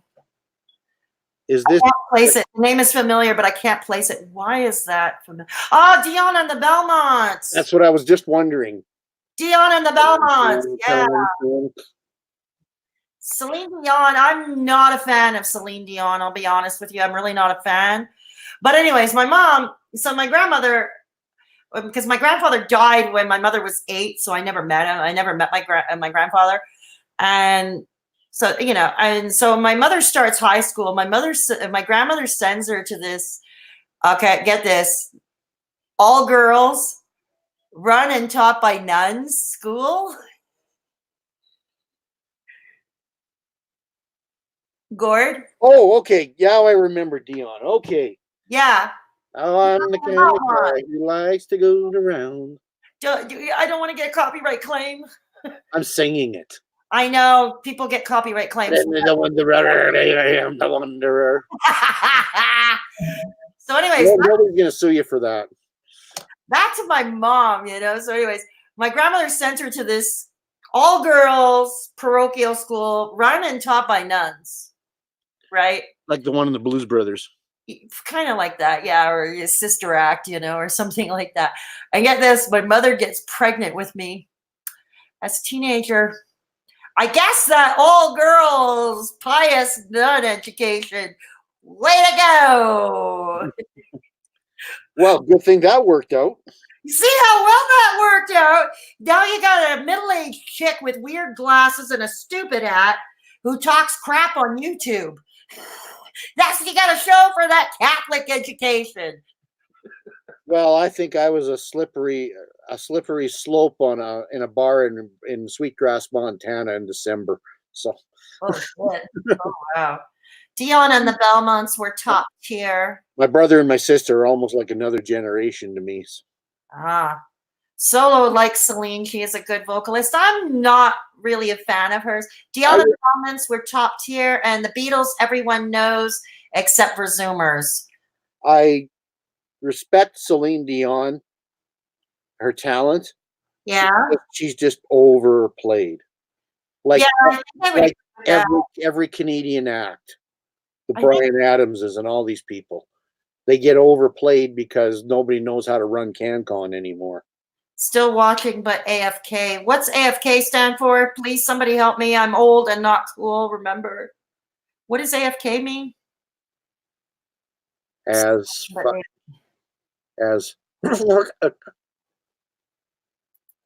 hang on.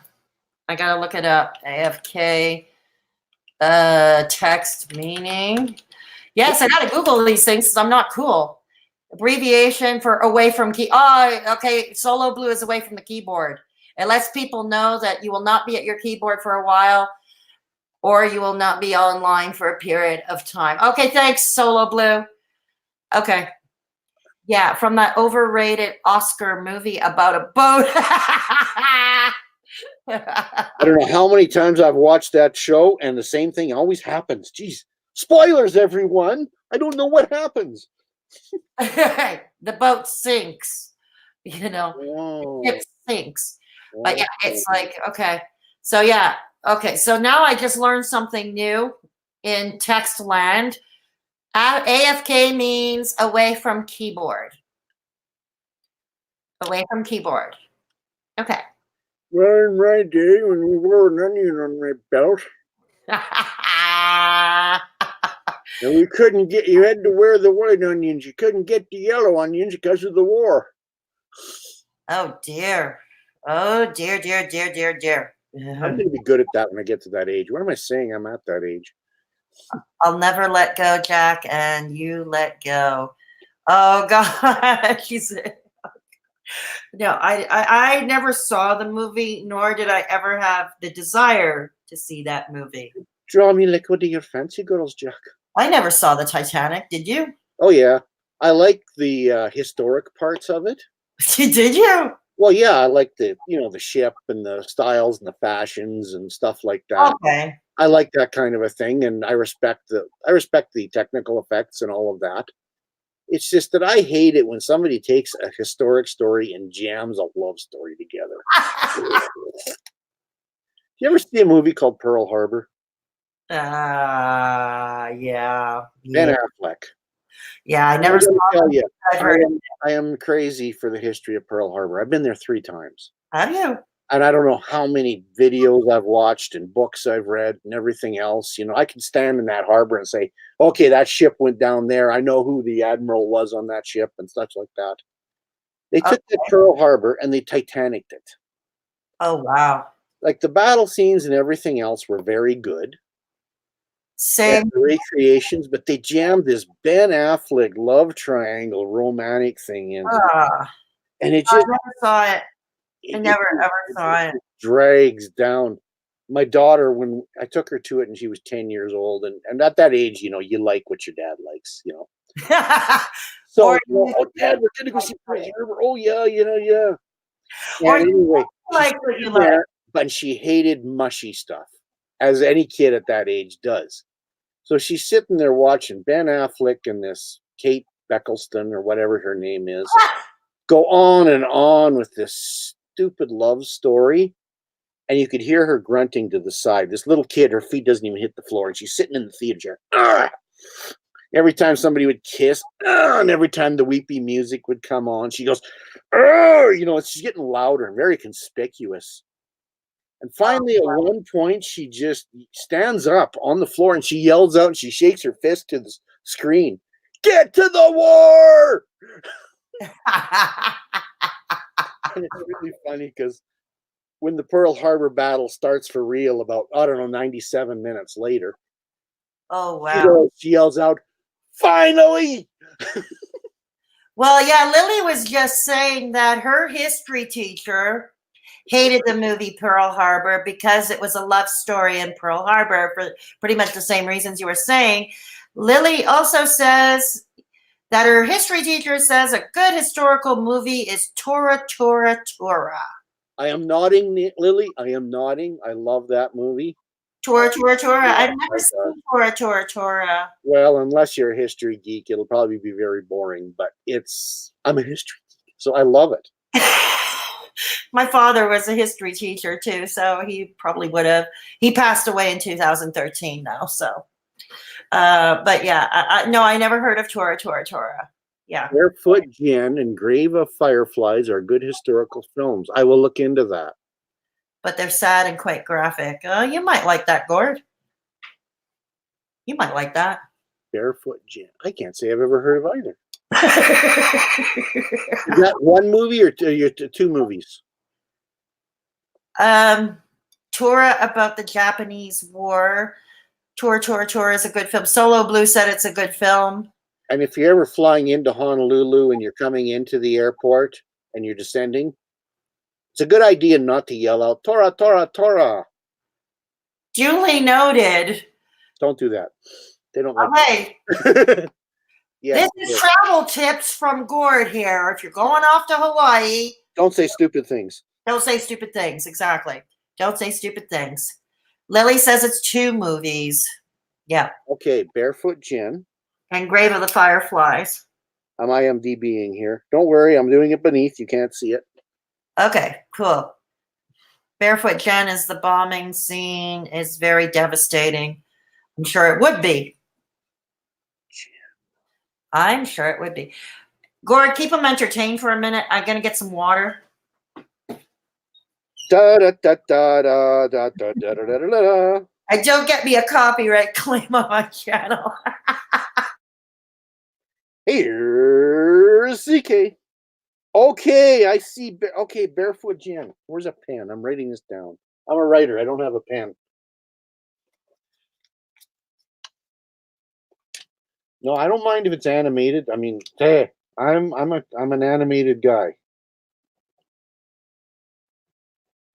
Barefoot Jen. Yeah, because I'm looking into trying to find movies from the other's point of view.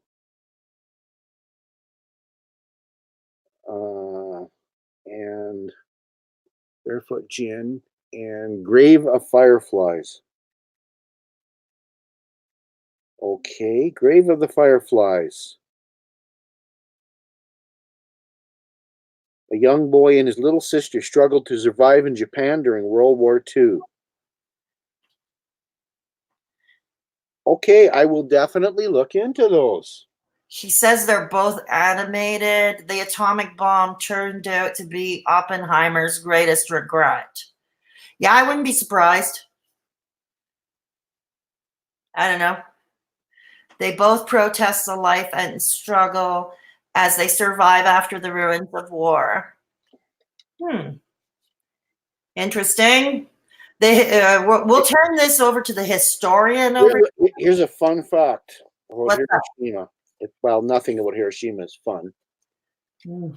The Enola Gay, which was the B-29 super fortress that was used to drop, was it Fat Boy or Little Boy? Little Boy on Hiroshima, was based at a Army military base, Tinian Island.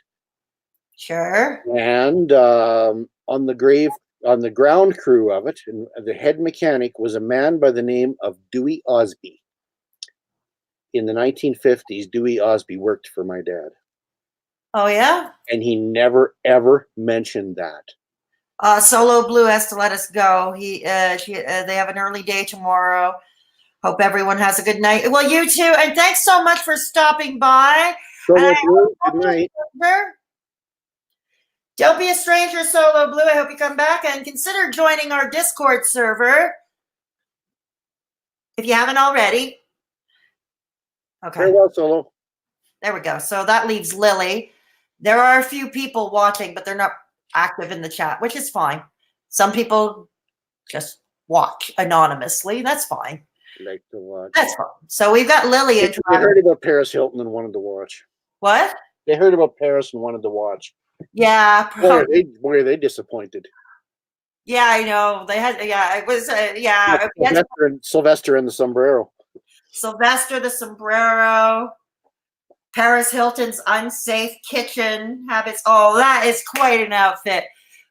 The tie with the sombrero and the t-shirt. 8 pounds of beef in a stovetop skillet. And she wipes it on the stove has an open flame. She's got a skillet of like 10 pounds of beef in there, and she's wiping it down with paper towel. Yeah, she's damping it down with paper towels. I'm just looking at all them fibers lifting off of that. Oh man. Fibers, Paris, are wood chips from paper towels are made from. Yeah, exactly. And that is flammable. So imagine if the tip of the paper towel ended up touching one of the flames coming out of the burner. And mozzarella cheese that has had your hands and your biker gloves all over it. Not to mention dog hair, because she was handling the dog before handling the food, and she didn't wash her hands. Hair down to her ass, swinging back and forth the whole time.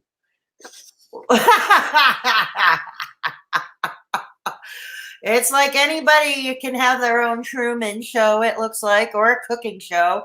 You don't even need to know how to cook. Lily, We Were Soldiers is another movie we watched by Mel Gibson. I saw We Were Soldiers, and I read the book it was based on.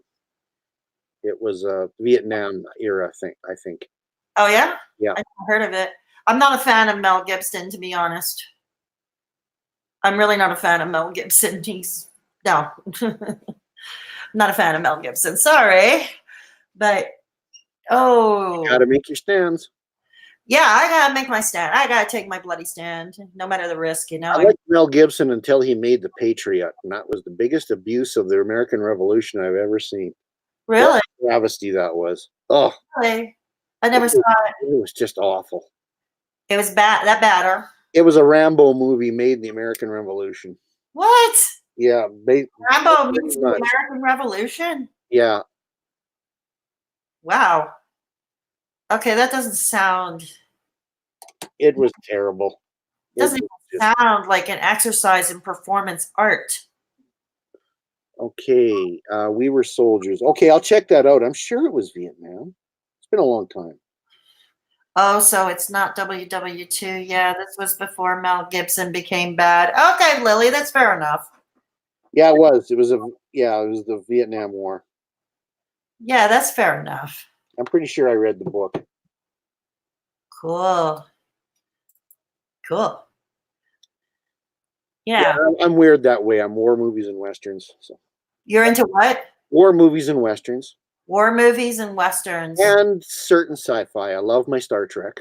Another one. You know, my ex-partner, he watched Star Trek movies all the time. He was able to, I used to get, I bet he could act at all the parts out on sock puppets. Oh, my I'm looking for my socks. Okay. They're on your feet, I hope. Well, there's at least 2 here. They're on your feet, I hope. Okay, it's going to get cold in here, but. Oh, no. No. Oh, no. You're going to act it with sock puppet? Oh, no. Start date 5871. We were heading through the Andromeda galaxy when a occurrence appeared off of the starboard side. It appeared to be some of the Andromeda shaving cream element. We could go further. A puppet show. So I decrest to my science officer, Mr. Puppet show. Yes, Captain. I have analyzed the shaving cream element off the Andromeda galaxy. It appears that it has a predilection for ingesting one's sperm into one's digestive system rather than one's reproductive system. Frankly, I find that process entirely unsettling. Shut up, Spock. You wouldn't know a good blowjob if it smacked you in the face. Oh. Risk is our business.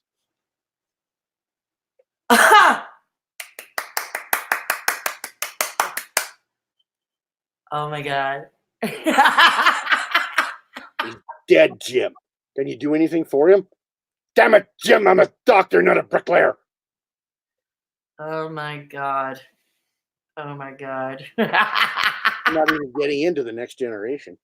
Next generation. Yeah. The new one now. The next generation's back. It's Picard. Star Trek Picard. So Yeah, he was doing Spock and somebody else, Lily. Mr. Sock. Mr. Sock, yeah. Mr. Spock has now become Mr. Sock. And let's see. I can't think of a good pun.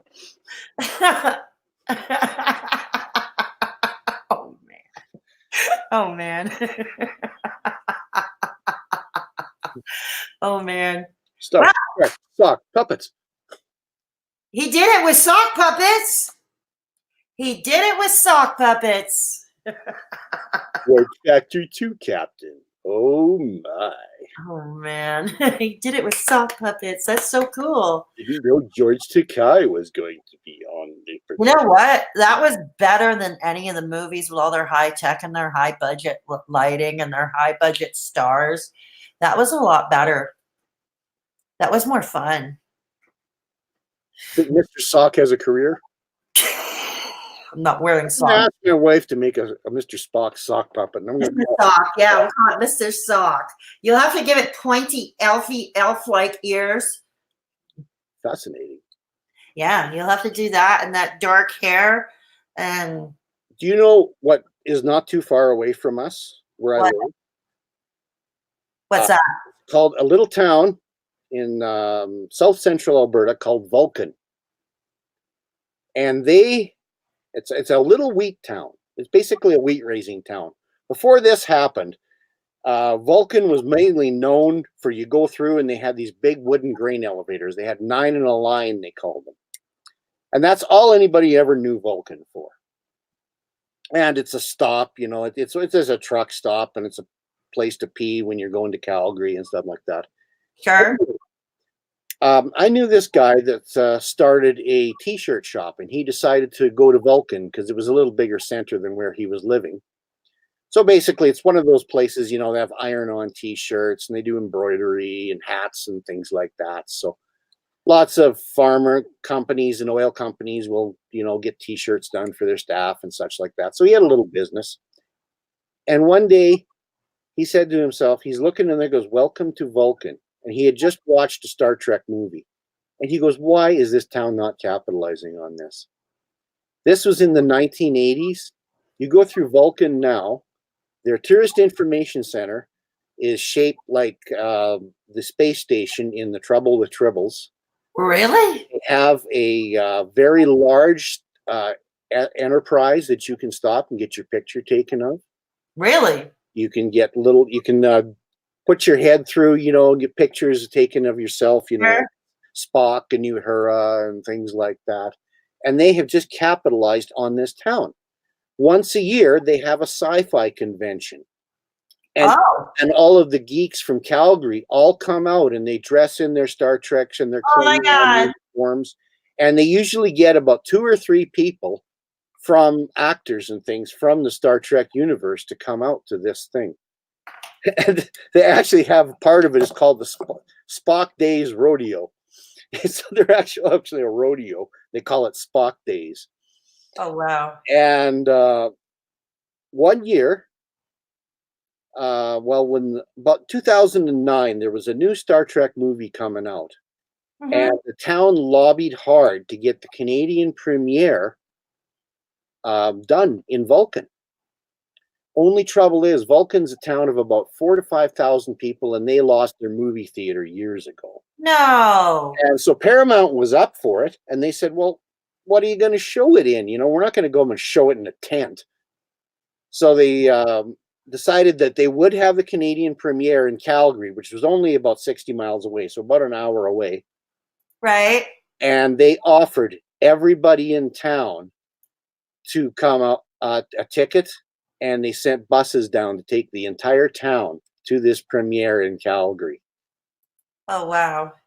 About probably, I think, about 900 people went. Really?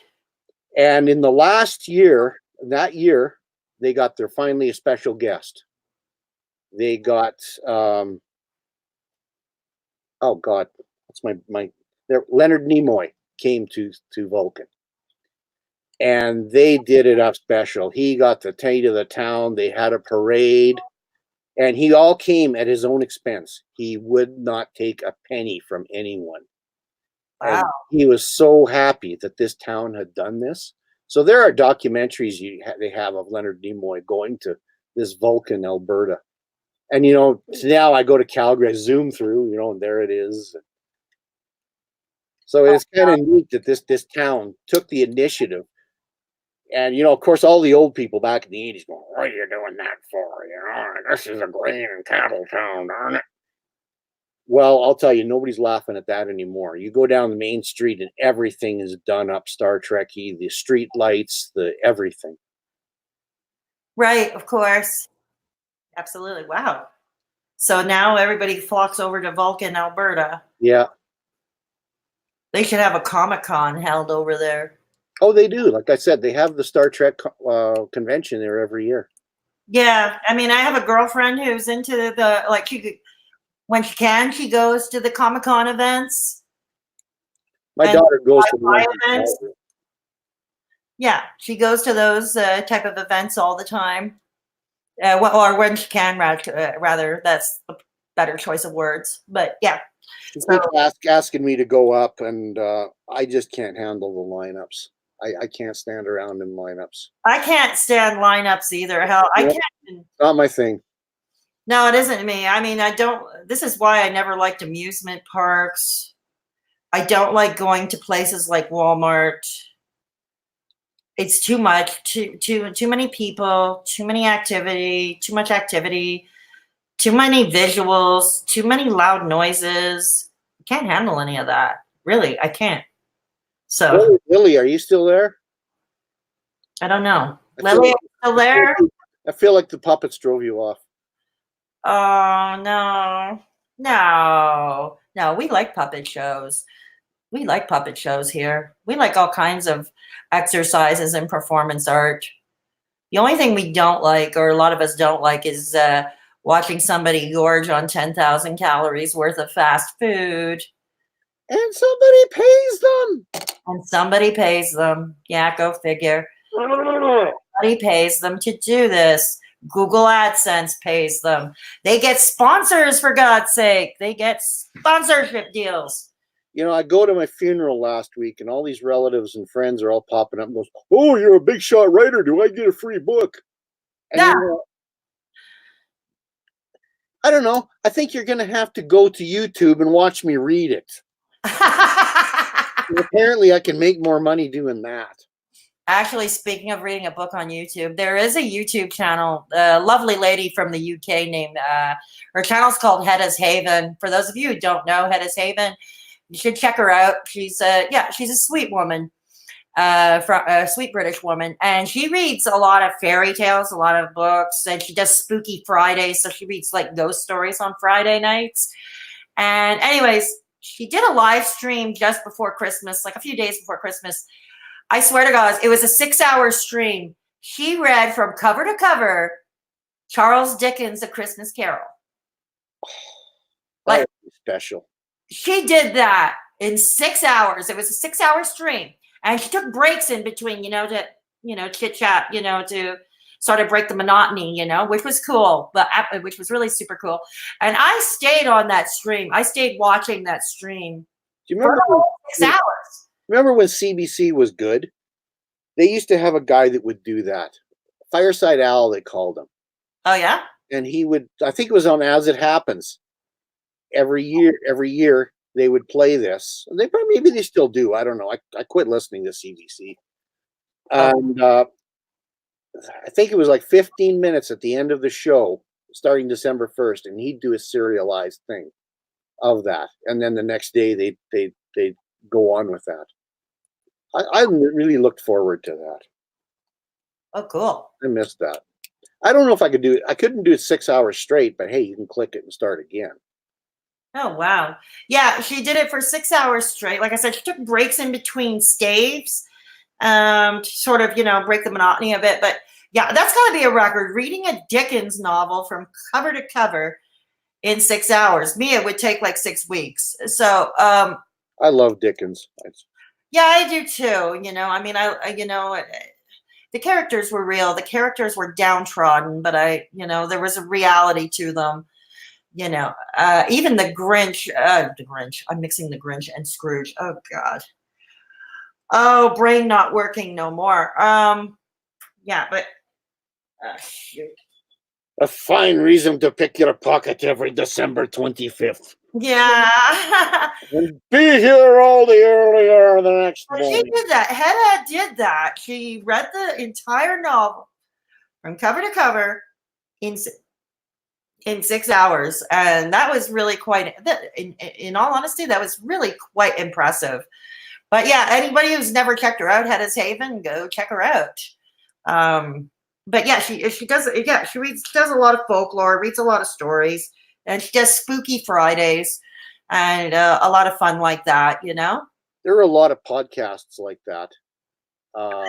One that I think 1001 Heroes and Stories. No, it's 1001 Stories, I think it's called.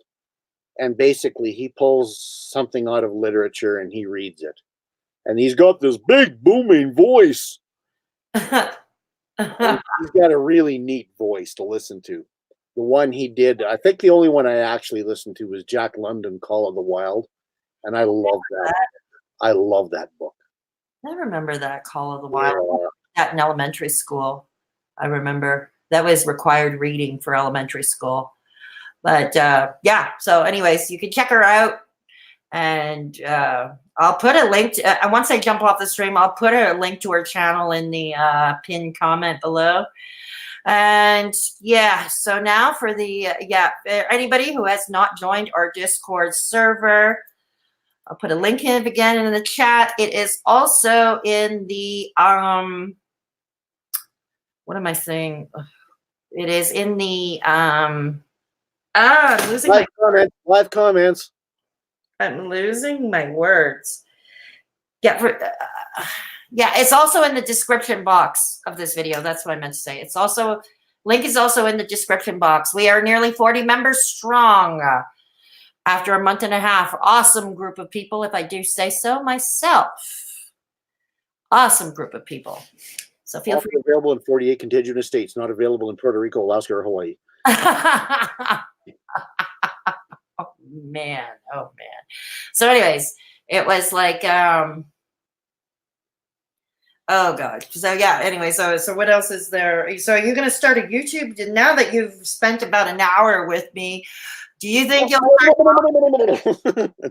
start your own YouTube channel? No. Okay, well, read my book for 50 cents. What? No, are you going to start your own YouTube channel? Are you going to start making crappy videos and talking shit on YouTube like me? I have my own YouTube channel for the museum. You do? Yeah. Oh. Basically, I've got things like Veterans Memorial, talking to veterans that have passed on and things like that, interviews that were done. Cool. Yeah. Oh wow. But I don't know where I'd find the time to do YouTube. You're still, yeah, that's right. Yeah, you're still at it full time, huh? Well, right now I have a very unique work situation. Oh. I'm able to work at home as much as I can find something that actually does value to the museum, which is fine in the wintertime. But in the spring, when I get to about middle April and May, June, well, in the spring and summer, well, it's like farming again. I'm never home. Do you have a farm too? No, God, no. Jesus. Okay, I thought you farmed as well. Not anymore. No. No more. Okay. I grew up on a farm. I did raise cattle for a while, vegans, Claveriers, but that's what I did. It's Alberta. It's what you do. And but that has finally passed. The family farm has passed. My brother is retired. My dad is gone. So no, I moved on. Cool. Yeah, we all have to. Well, farming is it is. I don't know. Unless you can speak in numbers that have 7 digits. Yeah. It's not a place to be. No, I know. I mean, a girlfriend of mine, her husband, her ex-husband, they have their own dairy farm. I think it's dairy. I'm not sure. Out in Eastern Townships, which is southeast of Montreal. And it's been in the family for generations, apparently. And they struggle. Well, you can't inherit a farm. You have to buy it. There's no such thing as handing the farm over. What? No, there isn't. The tax system won't allow it. I didn't know that. Yeah, it's But I know it's been in the family for generations. That much I know. Because eventually, if you just inherit, the capital gains will nail you. So eventually, if I was to want, hello, robot. I don't know what I'm doing here. Anyway, like my brother, when my dad decided to retire, he had to buy him out. Oh, really? Go to the bank, get a loan, buy him out. And it was a good thing he only had daughters because they weren't interested in the farm. But if he'd had a son and he wanted to carry on, or if the daughters had wanted, they'd have had to turn around and buy them out. So it's one of those games that you can't get out of. Otherwise, basically, the tax system.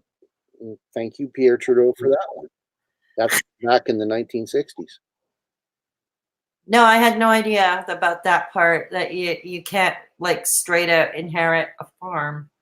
I had no idea. Doesn't work like that. I mean, there are certain things you can do, like, oh yeah, I can inherit that tractor. Well, it's 20 years out of date, but Oh wow. God, I had no idea. As far as handing over a farm business, no, it just doesn't happen. You don't just go from family to family to family. Right. Of course. I didn't know that. No. Oh, yes.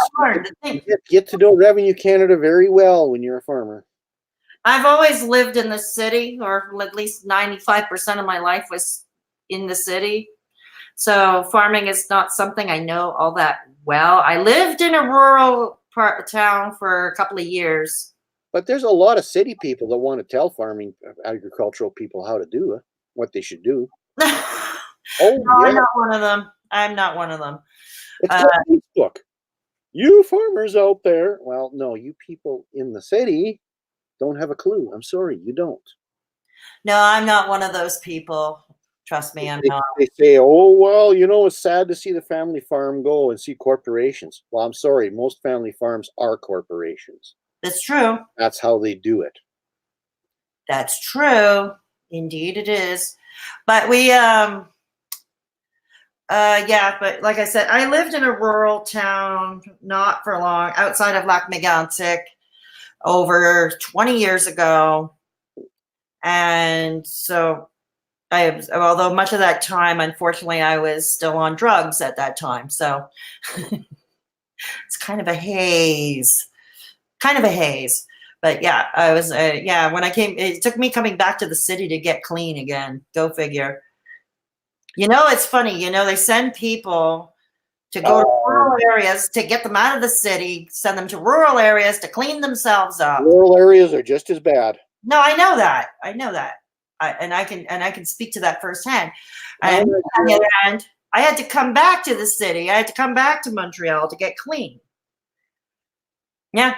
Town I grew up around, Tabor, everybody knew who dealt. It was a drug haven around there. Really? Oil town, farming town. I mean, Friday night at a 12:30, if you wanted bennies, if you wanted Coke, if you wanted anything, you knew where to find it. Wow. It was always around. Yeah. No, like I said, I had to come back to the city to get clean. And I've been 20 years clean, kids. So for those of you who are new and Don't do drugs for kids. what? Don't do drugs, kids. No. We don't want to do that. You know, and that's why, you know, once in a while I do talk about addiction recovery on this channel because I have many viewers who are in recovery. So yeah, and it's important. It's funny, you know, it's funny. The things that a lot of people don't know are the myths that they think, you know, let's send little Johnny off to the country to clean up his act. And it ends up, you know, backfiring. I don't know what you think about safe injection sites, but they started one in Lethbridge. Now, Lethbridge is as Montreal goes, is a small city. It's 100,000 people. Okay. But they never set up a treatment center. No? No. So you've got this safe injection site that they claim that they don't give needles away. But guess what? Downtown Lethbridge is awash in needles. Well, I do. I actually do. I'm probably going to do a video about this another time, so I'm not going to stick too much into detail. I don't want to get into it too much either. It's very controversial. But just to say, I do believe in safe injection sites, and I mean, for a variety of reasons, but I'll give one right now. I lived in a poor neighborhood in Montreal 30 years ago, and there was a little park across the street, and I would cut through the park, you know, as a shortcut, and I used to find discarded needles in the sandbox. And this is where children play, for God's sake. What's going on? There isn't a safe park in Lethbridge anymore. You know, this is where children play, and this is one of the reasons why I do support a safe injection site, because if it's contained in one place, you know, we wouldn't see many What we see happening, though, is there's a lot of people coming into, you know, that have never been to Lethbridge in their lives because the word is out. And they're coming from all over Canada. And nobody seems to know where they're coming from or get a handle of how they're living. And like I said, they never started a treatment center. Now they're smartening up and they're getting in some treatment beds. But why didn't they do that at the same time? Why isn't treatment a part of it? I don't know. I mean, I'll speak. Okay, this I can speak to. You can't force someone into treatment, and even if you let's say there's a court order for somebody to go into treatment, it's often not successful because to want to get clean and sober, it has to come from within yourself. Oh, I understand that. You know, it has to come from within yourself, and everybody's different, and everybody's rock bottom is different. And you know, what is a rock bottom for, let's say, myself may not be the same for somebody else.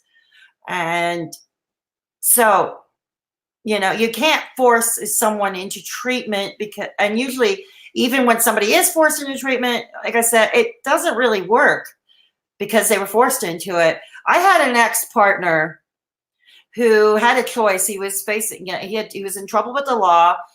He had to face the judge, and he had a choice: going to jail, going to prison, or go into treatment. So obviously he picked treatment because he didn't want to go to prison.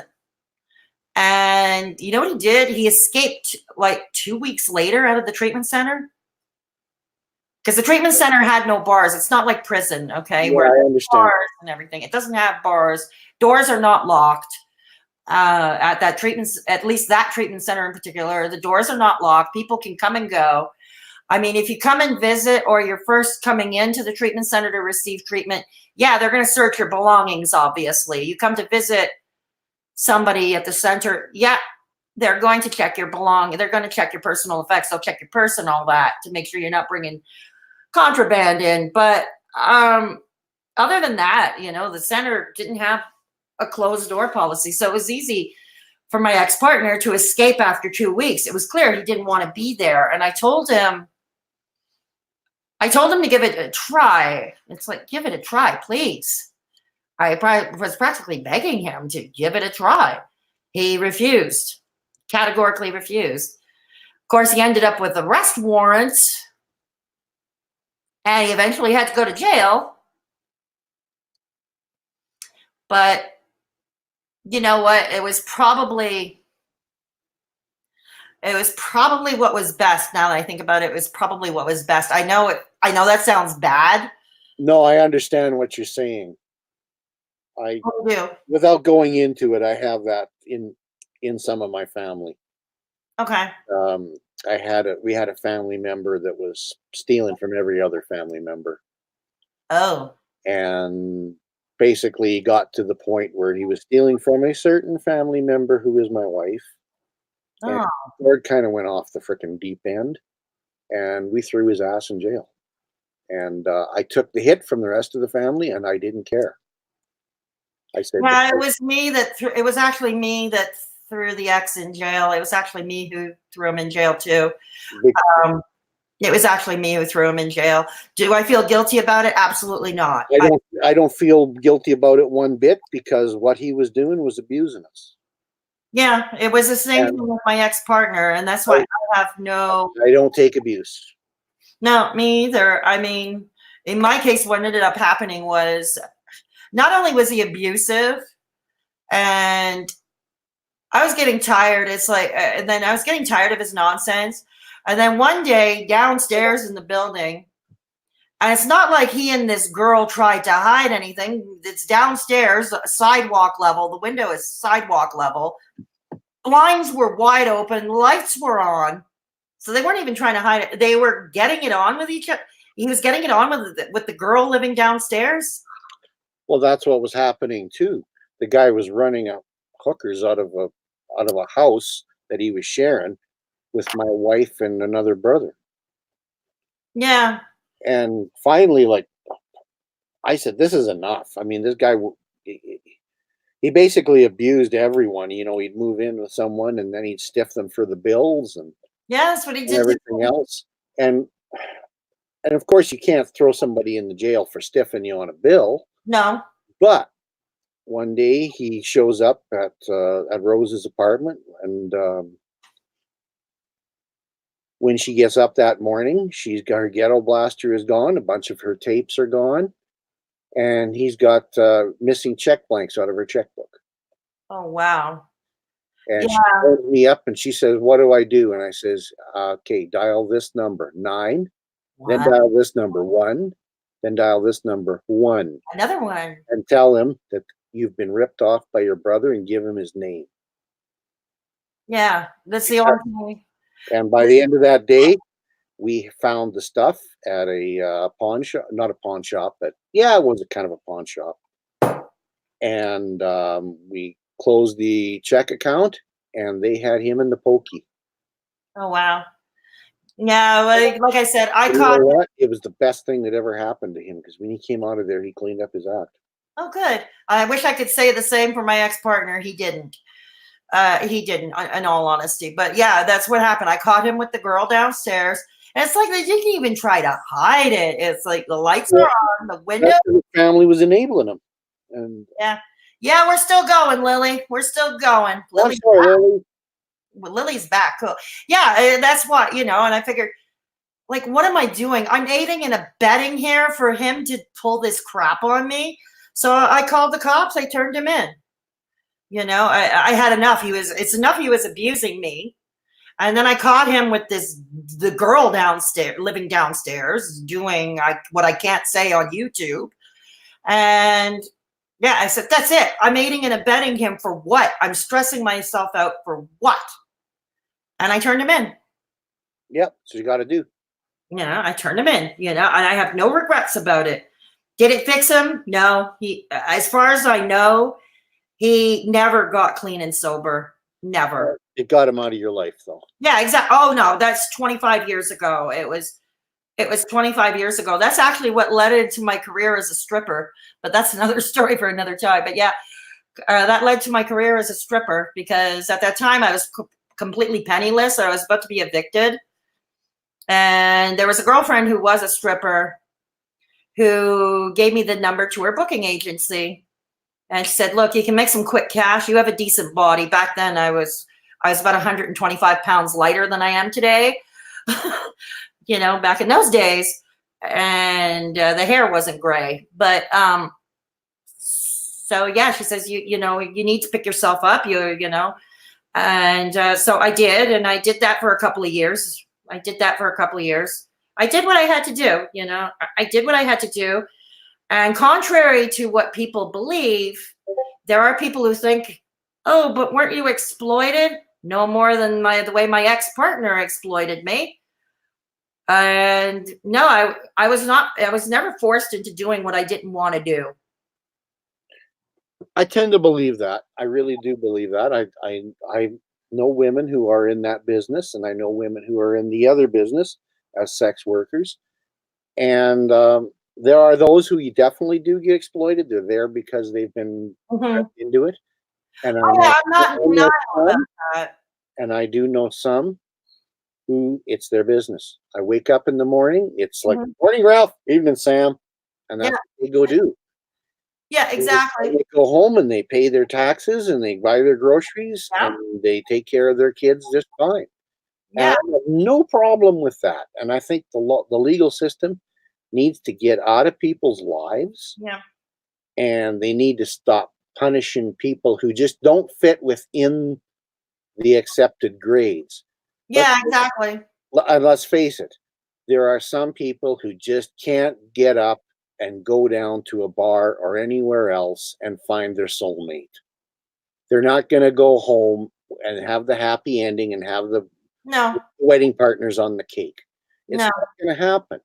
No. So what's better? Have these people, go out and get that release, or to sit there and punish them and make criminals out of them? Exactly. I mean, mean, when they're miserable, then they grow old and being miserable. Yeah, I mean, I'm not in denial. I know that there are plenty of girls in that trade who were exploited, who probably still get exploited. But in my case, that was not my reality. I was never forced into doing anything I didn't want to do. I worked when I needed or when I wanted. If I wanted, I pretty much set my own hours. If I want, if I had money, if I had enough money, I would give myself a little a staycation, if you will, give myself a week or two off. And that's what they like about it. They like the freedom. Yeah, that was it. I had the freedom it was freedom for me. It was absolute freedom. I mean, especially after the ex I lived with at that after leaving him.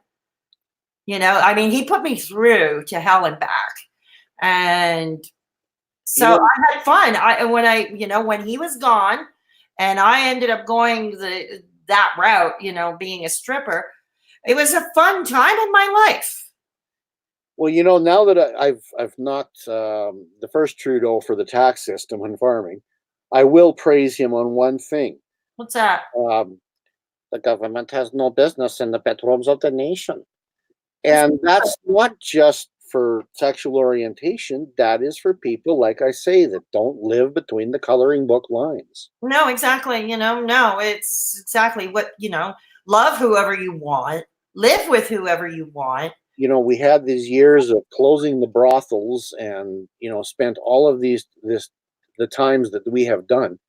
And there was a time when most cities had this house and everybody knew who they were. And everybody knew what politician was walking in and walking out. Yeah. And I don't know why we can't go back to that. Mm-hmm. Legalize it, tax it. Run. It's a business. If you know where it is, let's have it in a district. And all you have to do is, then they won't be getting mixed up into the drug situation so much. I mean, that is one of the problems. All of a sudden there's fast and loose cash around, and some guy shows up with a dime bag and, hey, let's smoke some, or let's snort or whatever. Yeah. And they get into the heroin, and that's what hooks them. Yeah, exactly. If there's an enabler like a pimp, like throw his ass into the river. I don't care. Exactly. And, I mean, I consider myself fortunate. I never was an intravenous user. And that if I was to consider myself fortunate in that time period, I was never an intravenous drug user. I never injected it. That's a world I only know from the fringes of. I never. Yeah. No, I mean, I knew it. I knew plenty of people who were. And I'm just glad I was never, at least, I mean, I was bad, but not that bad. But I'm just glad to be out of that world, that dark, seedy world that dark world of addiction. I'm just glad I'm out of it. Yeah. I'm like I said, I'm 20 years. And, and I still have rules to this day. If anybody wants to visit me, it's like, I don't want that crap in my home. I don't want it in my home. I don't want it near me. I don't want it at all, because I spent 20 years trying to clean up my life, trying to clean up my act. And it's still a struggle after 20 years. It's still a struggle sometimes. So what do? I take my precautions, right? I take my precautions. I make my rules, set my rules, and I know what I can handle. I know what I can't. And what I can't handle, I will make it clear to you. You know what I mean? Yeah. And one of them is, I don't want that crap in my home. And if you're going to have a drink in my home, that's fine, but you still got to behave. I have neighbors. I live in an apartment building with very thin walls. So we got to behave ourselves, because if the cops end up here, I am not going to be in a very good mood. Let's put it that way. Not going to be in a very good mood. So I already had to. So that's the rule. That's the rules I set up around here. And besides of which, I don't have that many friends in real life these days. I really don't. Like not in my immediate environment in Montreal. I have an not the ex-partner from 25 years ago. My most recent ex-partner. We know. I'm not talking about him. I'm not talking about him either. No, okay. No. I know what you're talking about, and we're not talking about him either. No, we're talking about somebody else. Sheldon. We know Sheldon because he's a moderator. He's a moderator on my channel. He and I are still very good friends, and he's the only one who visits. Well, he's not here now, but he's usually he's a moderator on my channel, much like Ray Phoenix. Sheldon is everywhere. Sheldon is everywhere. Yeah, Sheldon is everywhere. He works with the audio. Sheldon is the guy who used to work for had a 30-year radio career as a producer. And, One of and his last job was his last job when Bell Media took over all those radio stations in 2013. Yep. He got cut after 25 years of service for them. But yeah, he's the only one that pretty much visits me these days. That visits me, and we visit each other. He's the only one. Although pretty soon I'm going to be visiting with a makeup artist to get the Grandma Dramamine makeover done. But that's another story altogether. That my cranky grandma act. I have to get a cranky old lady makeover. But that's another story. But yeah, yeah. I'm looking for another hat. You're looking for another hat. Oh. You have another hat we haven't seen before? Gosh. Oh gosh. Top of the morning to you, lovely. Oh my God, he's got a top hat. Now we'll really add class to this channel. We'll really add class to this Chimney, channel. Mum. Pardon me? Look at chimney, Mum. Ah, now we'll really add class around here. This is I know when the raccoon mask was. Oh. that is so cool. Wow. Hang on a second. I need to check something out. Okay. Yeah, I love it. The black tie and the black top hat. My homemade. First that Gord wasn't the epitome of style. Oh, My homemade lapels. fake lapels. Oh, wow. Fake lapels. Imagine you do this with a Carhartt t-shirt. Oh, wow. That is so cool. That is so cool. Yay. We're adding class to straight talking Fedora chick here. Tip of the hat.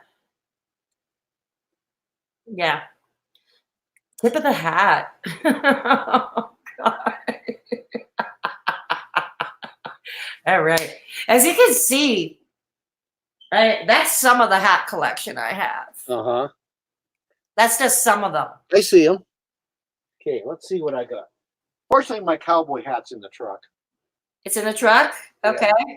Well, we're not going to ask you to go outside because we know how cold it is in Alberta these days. Hey, do you know we had a global warming 4 times today? We had wind, we had snow sideways, we had rain, and then we had real snow, and now I think we got ice snow.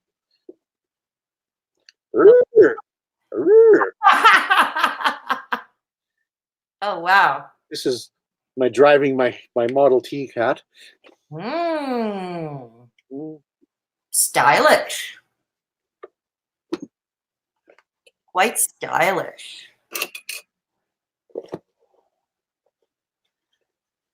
Oh my God! Combat journal. Fishing. Looks like a fishing hat. Yeah, it does. It looks like a fishing hat. It's basically a camouflage jungle hat. Oh, wow. Huh. I went through this paramilitary phase in my life, so. Paramilitary phase? Yeah. In other words, I was too lazy to actually join the army, but. Were you?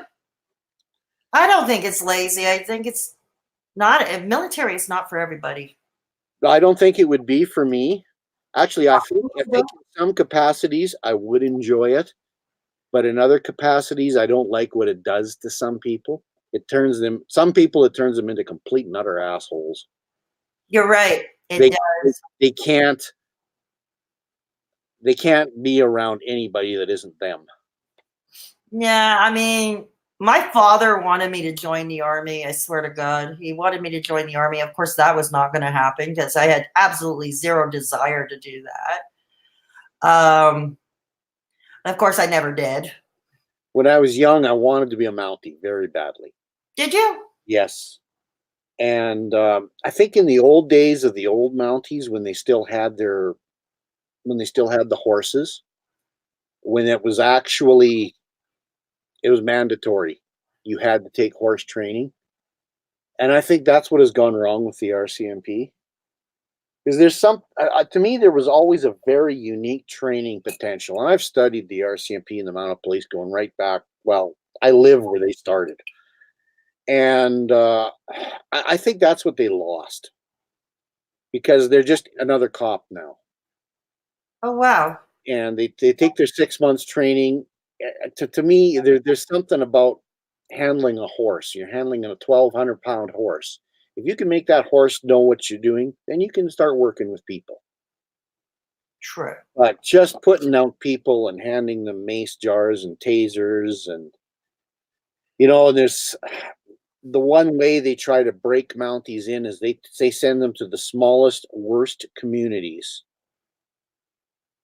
to try to get along with people. And the problem is with the kind of training they're getting, they're not getting along with them. They can't get along with them. So there's going to be abuse. There's going to be abuse of alcohol. There's going to be abuse of the authority and everything else like that. But there are some Mounties, that I grew up with, that were just some of the finest people I ever met in my life. And there are some that were complete and utter assholes, like this Wexit asshole. Oh, God. Yeah, but isn't he ex? He's so ex, he shouldn't even call himself a Mountie. Oh, yeah. He had 6 months in depot, in other words, training. And then he had an entire 3 months in Morinville, Alberta, where he beat the living shit out of his wife so bad. Oh, God. No. That she was bleeding. Oh, no. And he went to punch her and he hit a lamp and he smashed his own blood open, his own fist open. Good. And then he walks over and he writes bitch in her bed sheet. Disgusting and sick. I can look up his records. He doesn't know how I know, but I can look up his records. I know doesn't exist in there, but the RCMP reports are well known to the media. And this is the man that everybody else is running around and saying, oh, you're going to lead our new country. And he's not even from Alberta. He's not? He's from Ontario. And apparently he's from Brampton, Ontario.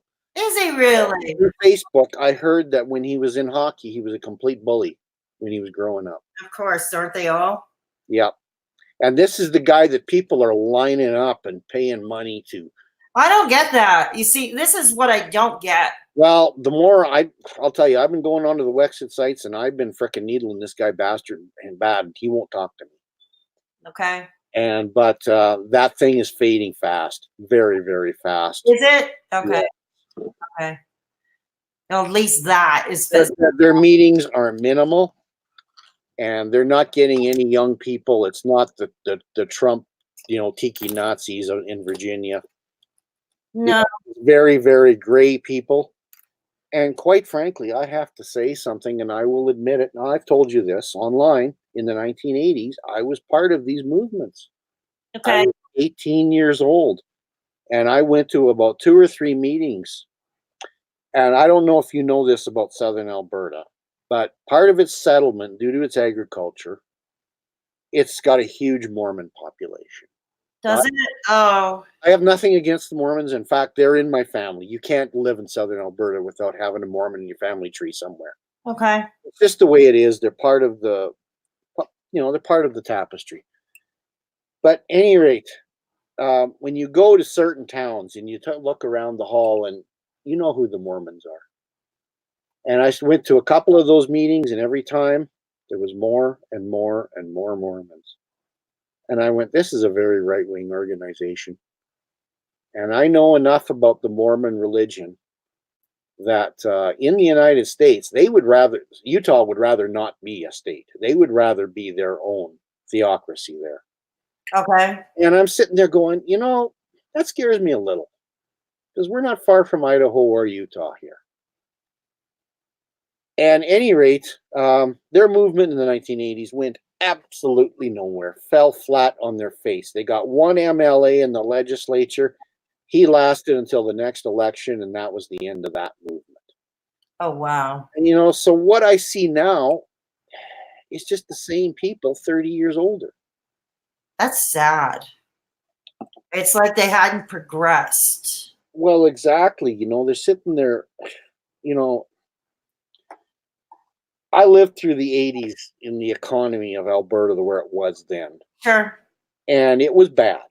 I won't say it wasn't bad. I won't say NEP was the total reason, but it was part of the snowball. And it dragged down the agricultural community. It dragged down a lot. And it was intense. It lasted for about 6 years. Okay. There's a lot of, liberal people that'll come around and try to throw you facts and figures, and usually theirs are very cherry-picked. But I knew the reality. And, there was a lot of people walking around without jobs around this place. That is not what's happening here today. There are people that have lost their jobs, but they've lost their high-paying jobs. They haven't lost jobs. Okay. North Lethbridge today, and I hadn't been to the north side of Lethbridge for ages, and that place, they're building like those multi-million-dollar McMansions on all sides of the city. It's happening even in the little town that I'm in. Oh, Everywhere wow. you do, these houses are going up. You drive by a Walmart, there's no empty spaces. You drive by a theater on Saturday night, there's very few empty spaces. You can't get a decent restaurant anywhere. And everybody's driving around in $50,000 vehicles. And I'm sitting there going, this is not the 1980s. You guys don't know what economic hardship is. Not a clue. And I remember my dad saying that to me in the 80s. He goes, this is fuck all compared to the 30s. And so what we've got is spoiledness and entitlement. And of course, you get the Jason Kennys of the world that says, well, it's not your fault. It's somebody else's fault. Well, it's nobody's fault. It's called economies. Economies Yeah, exactly. go down. Things happen. Of course. Saudis raise prices, Saudis lower prices. Yeah, And exactly. everything. Exactly. This is what a lot of people don't realize is because, and we all think Canada that sets, or Alberta that sets the world oil prices. It's OPEC. We're a very, very small part of it. We're a very small part of it. And the sad thing is, CK, through the 90s, we had a very good market. It was called the United States. And you know what? It's right there. It's right there. And you know what? There's been pipelines been going down there for 75 years. My uncle used to be a trucker. I used to go with him to the border and put oil into the pipeline going down to the United States. The problem is we're not building the product. We're sending our product across the border, and in Great Falls, Montana, 130 miles away, they're building the refinery. Sure. Why the fuck is that refinery not in Lethbridge? Why the fuck is it not in Medicine Hat? Why is it in Great Falls? It's the same oil. Yeah, true. Why are we worried about putting the empty straw to China? And what do I give a shit whether China gets oil or not? And China ain't gonna come for it. China can send a ship to Bahrain or to Burma anytime it wants if it needs oil. It doesn't need to come and pick up our expensive goo that's hard to refine. So, we're telling ourselves a lie. And Trudeau has bought into it. Kenny has bought into it. And I don't have use for anybody. As far as I'm concerned, Parliament is dead to me. There you go.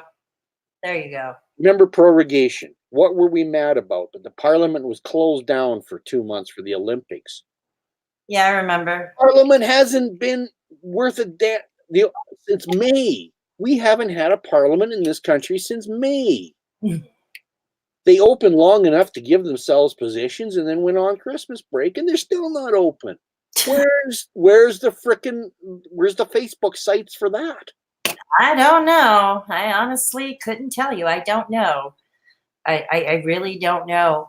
I don't really discuss politics on this channel, but if I were to say, anytime I do to mention it briefly, the best way to describe me nowadays is I'm still left of center, still very much left of center, but a very disillusioned one. Well, I'm basically, it's funny. In 2010, when CAP started, and I took the hit for this. Oh? My political affiliation on my information said to the right of Attila the Hun. Oh no. And now my political affiliation said, for the longest time says, I believe in consensus. I want to hear anybody's ideas. Right. And now, you know what my political thing says after the last two elections last year, the Alberta one and the federal one? It says dead skunk in the middle of the road. There you go. There you go. Yeah. There you I have haven't found a side to be on.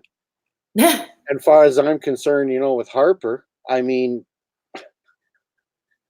I was not a fan. with liberals like this, who needs Harper? I was not a fan. No, I wasn't. Well, with liberals like this, who needs Harper? Well, it looks like he may make a comeback. So I don't think he's coming back. he never left. Let's be honest. He never left. Well, they never do. He never left. Do you think Chrétien ever left the Liberal Party?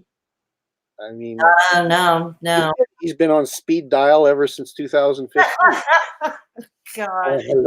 Hello, I'm in trouble, Uncle John. Well, what you got to do is you got to give them a wedge issue. Bring up the guns, bring up the guns, and they'll all go stupid. And we do. There we go. The guns. And he's basically, Chrétien says, that's how Chrétien kept how many 4 minorities. Oh, wow. He kept the country divided. No, of course not. Wow. He kept the country divided in his favor. And, the problem is an imbalance of seats in this country geographically.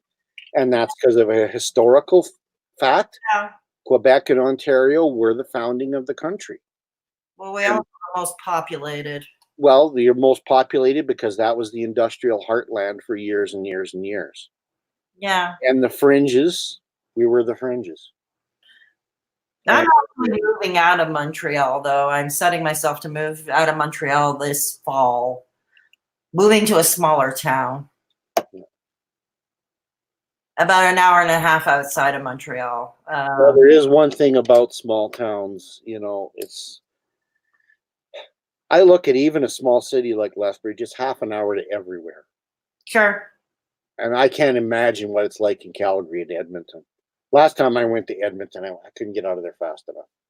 And Calgary and Edmonton are smaller than Montreal. So Montreal's the second most populated after Toronto. And I'm fed up with Montreal, in all honesty. I mean, I was born and raised here. And I got to be honest, for many years now, I would say after I turned 40, and then again when I was forced into retirement medically, and then when Sheldon and I parted ways, more and more as I get older and I'm alone, I find that I'm no longer at home in my own city. I am feeling no longer at home in my city. And that is why I am opting for smaller town life. I mean, I'm only going to be an hour and a half outside. There are buses that go to and from. It's a small city called Sherbrooke. Yep. East of here. Oh, I wish I was in Sherbrooke now. Yeah, I remember that singer. I forget his name though, but Stan Rogers. Oh, that's it. Yeah, because damn them all. The late Stan Rogers. Yeah, I forgot his name. But my memory's crappy these days. But anyways, like I said, it's an hour and a half outside of Montreal. There are buses that go to and from. I can come for the day to take care of business, like for medical things, like to see my doctor. Like I can still keep my doctor, and because I really like my primary care physician, and it's not often I like a doctor. So we're kicking around moving to the town where my museum is. Rose has just retired from nursing. She has Alberta Health Services. That's nothing to do with Kenny, I have to say. It's been fucking around for 10 years. Okay. 6 premiers in 10 years in this province. Yeah, fix and AHS just gets worse and worse. Oh wow. With Kenny, it's just by degrees. Yeah, they did some stupid things here in La Belle Province. With my mom gone, she was in a home that was to the east of me, Tabor, which is our old hometown. Mm-hmm. And, with those two things gone, the only thing is my house is paid for and I kind of like it. I wish I could just, get a alien to just beam the entire property over to Pincher Creek, Right. and I'd really enjoy that community. It's basically what they. If you, I don't know if you ever watched the movie Heartland or Yeah. the TV show Heartland. It's I basically watched- Heartland is that area. Yeah, I know the TV show, but I've never watched it. It's But well, it's in the mountains, and well, it's not right in the mountains. It's close enough to the prairie that you can still see a ways, but the mountains are within 15, 20 minutes of you. And oh yeah, it is, and yeah. Well, it's the same thing for. Well, it's just as far as me moving. Like I said, I'm gonna be only an hour and a half outside of Montreal. I'll be able to come here for day trips to see my doctor, conduct whatever business I may need to, and go on my merry way. And this is something I'm trying to budget out for now. I'm starting to budget that out now. is there via out to Sherbrooke, or would you have to bus it? Bus, but the buses go to and from between Sherbrooke and Montreal fairly regularly during the day and the evening hours. So I can do a day trip. I wouldn't have to take a hotel or an Airbnb or couch surf on, I wouldn't have to. I can do it in one day. Let's say I do it like, I don't know, quarterly or whatever, take a trip quarterly, and yeah, I'm looking forward to that. I'm looking forward to getting the hell out of here. I mean, for years, I've been wanting to move out of Montreal for years.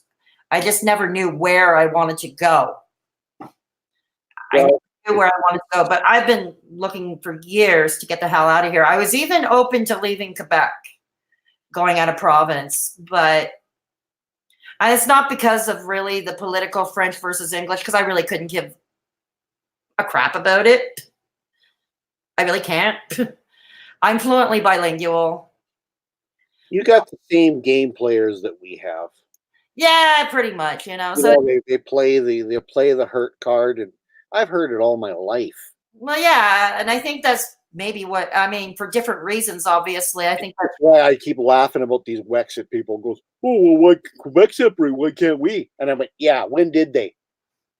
what a name, Wexit. It sounds like They've been doing that for 60 years. Why would you? what a name, Wexit. No, seriously, what a name. Sounds like Elmer Fudd peed in his bed. Be very quiet. I'm hunting Wexits.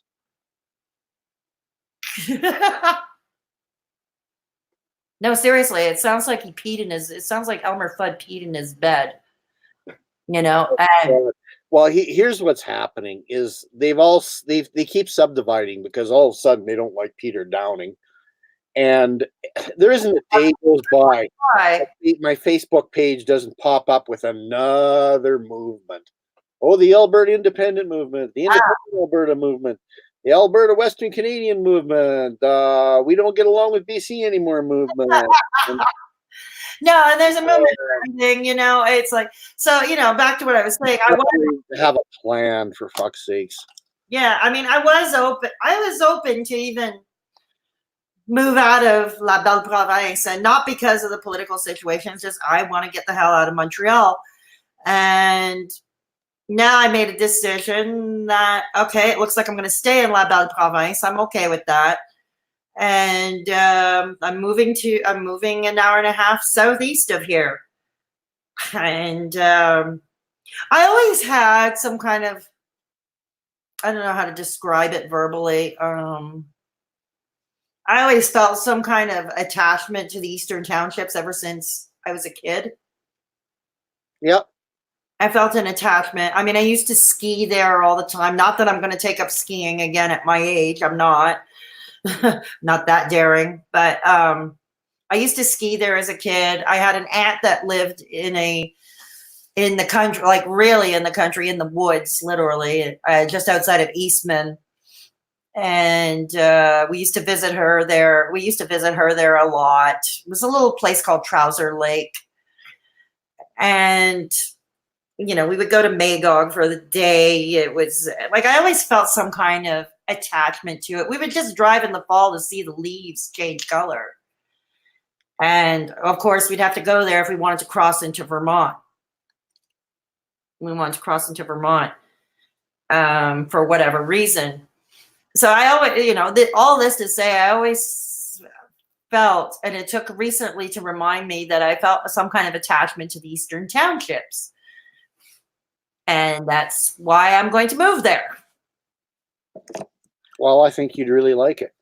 I think so too. It's got to be better than this soul-sucking nature of Montreal, the soul-sucking culture that is Montreal.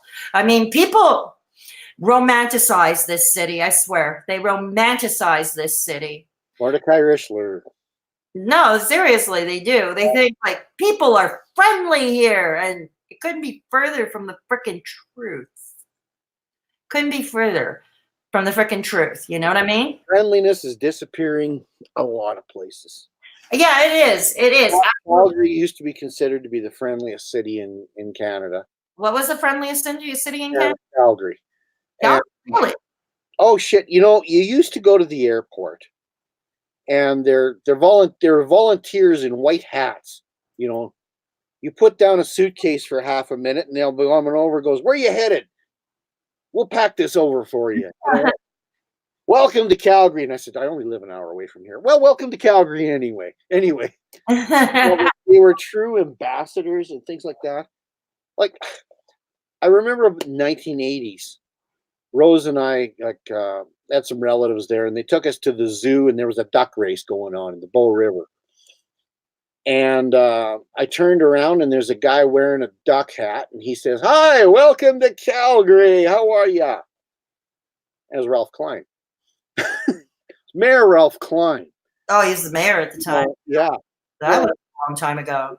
Yeah, what do you ever think of him politically? He was the nicest guy in the world ever seen. And okay. My sister's family knew him well on the Siksika Reserve.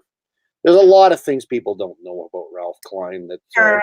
No, I'm pretty sure. I mean, there's a lot of people we don't he know. wasn't a neocon.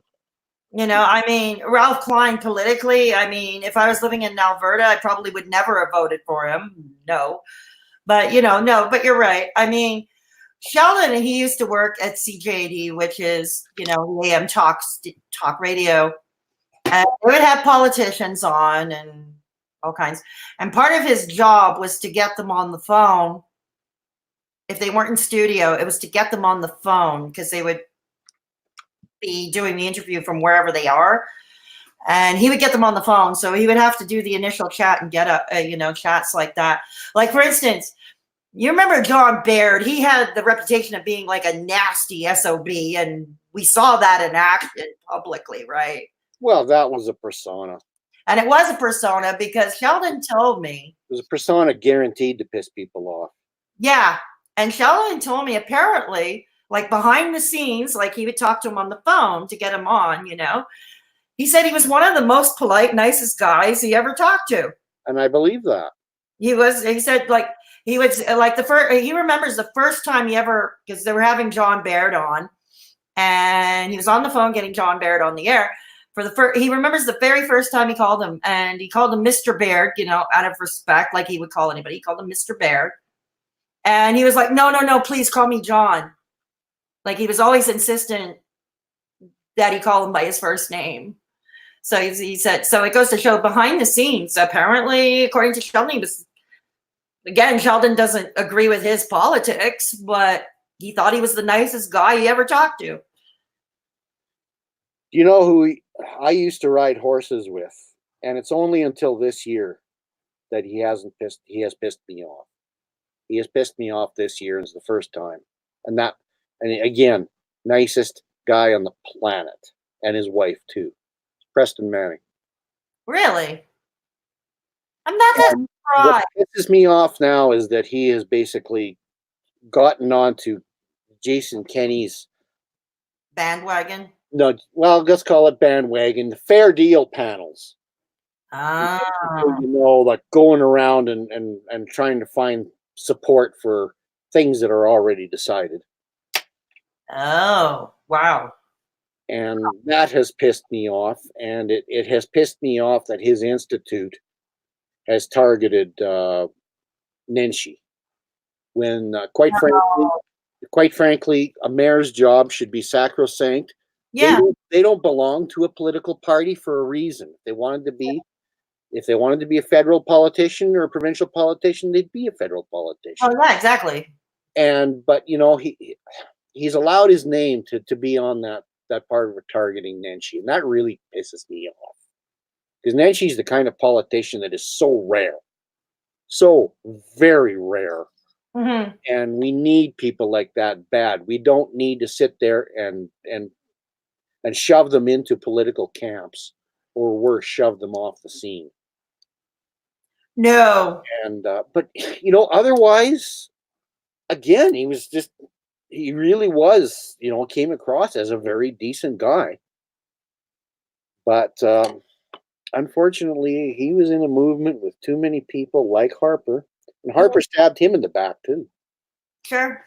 Like he stabs everybody in the back. Harper is a sociopath. When I'm done with you, I'm done with you.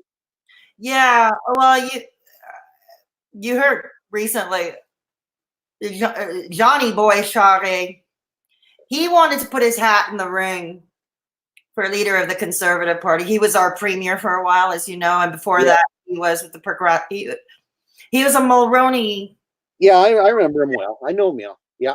He was a Mulroney protege way back in the day, and I think he was one of the youngest MPs back in the day with the Mulroney wave. He was one of the two survivors. Exactly, that too. And then he joined the Quebec Liberal Party, and he became our premier for over a decade. And he was going to be he was going to throw his hat in the ring to be leader of the Conservative Party. Now, I didn't like the man as a premier, and to the point where I didn't vote for him. But if the Conservatives have to have a leader, and many of the pundits are saying, they got to give up if they expect to be electable, I suppose, for lack of a better term, you got to give up the social conservative crap. And I happen to agree with that. Absolutely. And Jean Charest probably, in other words, try to get back to the red Tory roots, if you will. And Jean Charest would have been good for that. In my opinion, he would have been good for that. Okay, folks out west wouldn't have liked him because he's from Quebec, but he would have been. I mean, like I said, if the Conservatives have got to have a leader, okay, fine. Well, I think the word is out that it's McKay's time. It is, and here's the thing: Harper was going to be starting a movement to get rid of old Charest. Like, he had resigned his position with the Conservative Fund, and his motive, he was going to start a movement like anybody but Charest kind of movement. Well, and that was the signal. Guys, put your hats back on because it ain't in the ring. McKay's going to win, and that's it. Because Pierre Poilievre, he pulled out. Rona Ambrose pulled out. Yeah. And there was it was like geese dropping out of the sky last week. Anybody that had any kind of an intentions, they were gone. They says, no, it's not the time. Michael Chong dropped out. Yep. The last friggin' hope that party has left. I know. And it was interesting what he said. He said, it's not the right time. And what that said to me is exactly what you have just said about social conservatism. Goes, we got to spend more time in the wilderness and get rid of those wingnuts. Yeah. We've got to get rid of those social cons. We got to get rid of the howdy doodies. Well, yeah, exactly. But do they listen? No. I mean, no, because like I said, I think Charest would have been, like I said, I didn't like him as premier. I didn't vote for the man when he was running every time he ran as premier of Quebec. I never voted for the man. But like I said, if the Conservatives had to have a leader, he would have been the less awful of a pool of awful. Yeah. I think that's the best way I can describe it. In a pool of awful. And I wouldn't have minded seeing Michael Chong run again. I actually met Michael Chong in person once. Nice guy. Oh, he's a decent guy. Nice guy, I have to say. I remember he came to McGill to speak many years ago because at that time he wanted to pass a motion. There was a motion that was going to limit the powers of the Prime Minister. He wanted to bring civility back into the House of Commons, so he wanted to pass parliamentary reform motion. So he came to McGill University. He was traveling to universities to talk about it. And then, I got to talking to him after, like, he was like, I had a question for him. And he would be encouraging. He says, you ask very good questions, he said to me. You ask very good questions. And he was very, he would have a big smile on his face. And no, he was quite jovial. He knew. And he knew I was no conservative, and I was no conservative supporter. He knew that. But he was still very friendly. He was still very nice to me, very encouraging. And that went a long way with me. I met quite a few Alberta premiers. I met Stelmach, Klein, Redford. I hope I never meet Kenny. I met Peter Lougheed. And the one that I met that I did not like and didn't like the style was Rachel Notley. And that wasn't just because of the NDP. Uh-huh. Her cabinet came down to Pincher Creek and they held a reception in our museum that I work in. Sure. It was so badly handled. Oh. And dropped a top-down, I wouldn't even call it legislation. She just dropped a top-down thing about taking a whole area and turning it into a restricted provincial park. And we're talking a very massive area of the mountains. And overran all of the committees that had been working previously to try to come to some consensus and a management plan on the whole thing of it.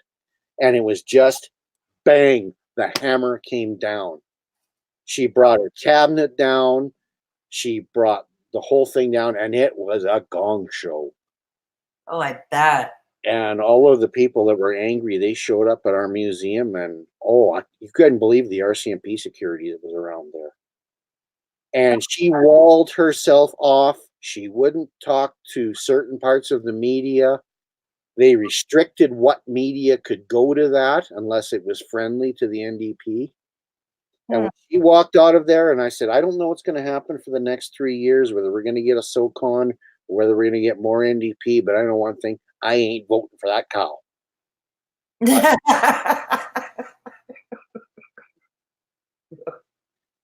If she drops out and Brian Mason comes back, I'll vote for him. But by God, I'm not voting for her.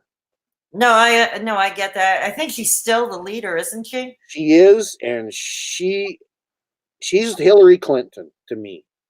Okay. Bad decision, and I will stand by my bad decisions no matter how bad they are. And I will call people deplorable, and I will insult as many people I want as I will call sewer rats.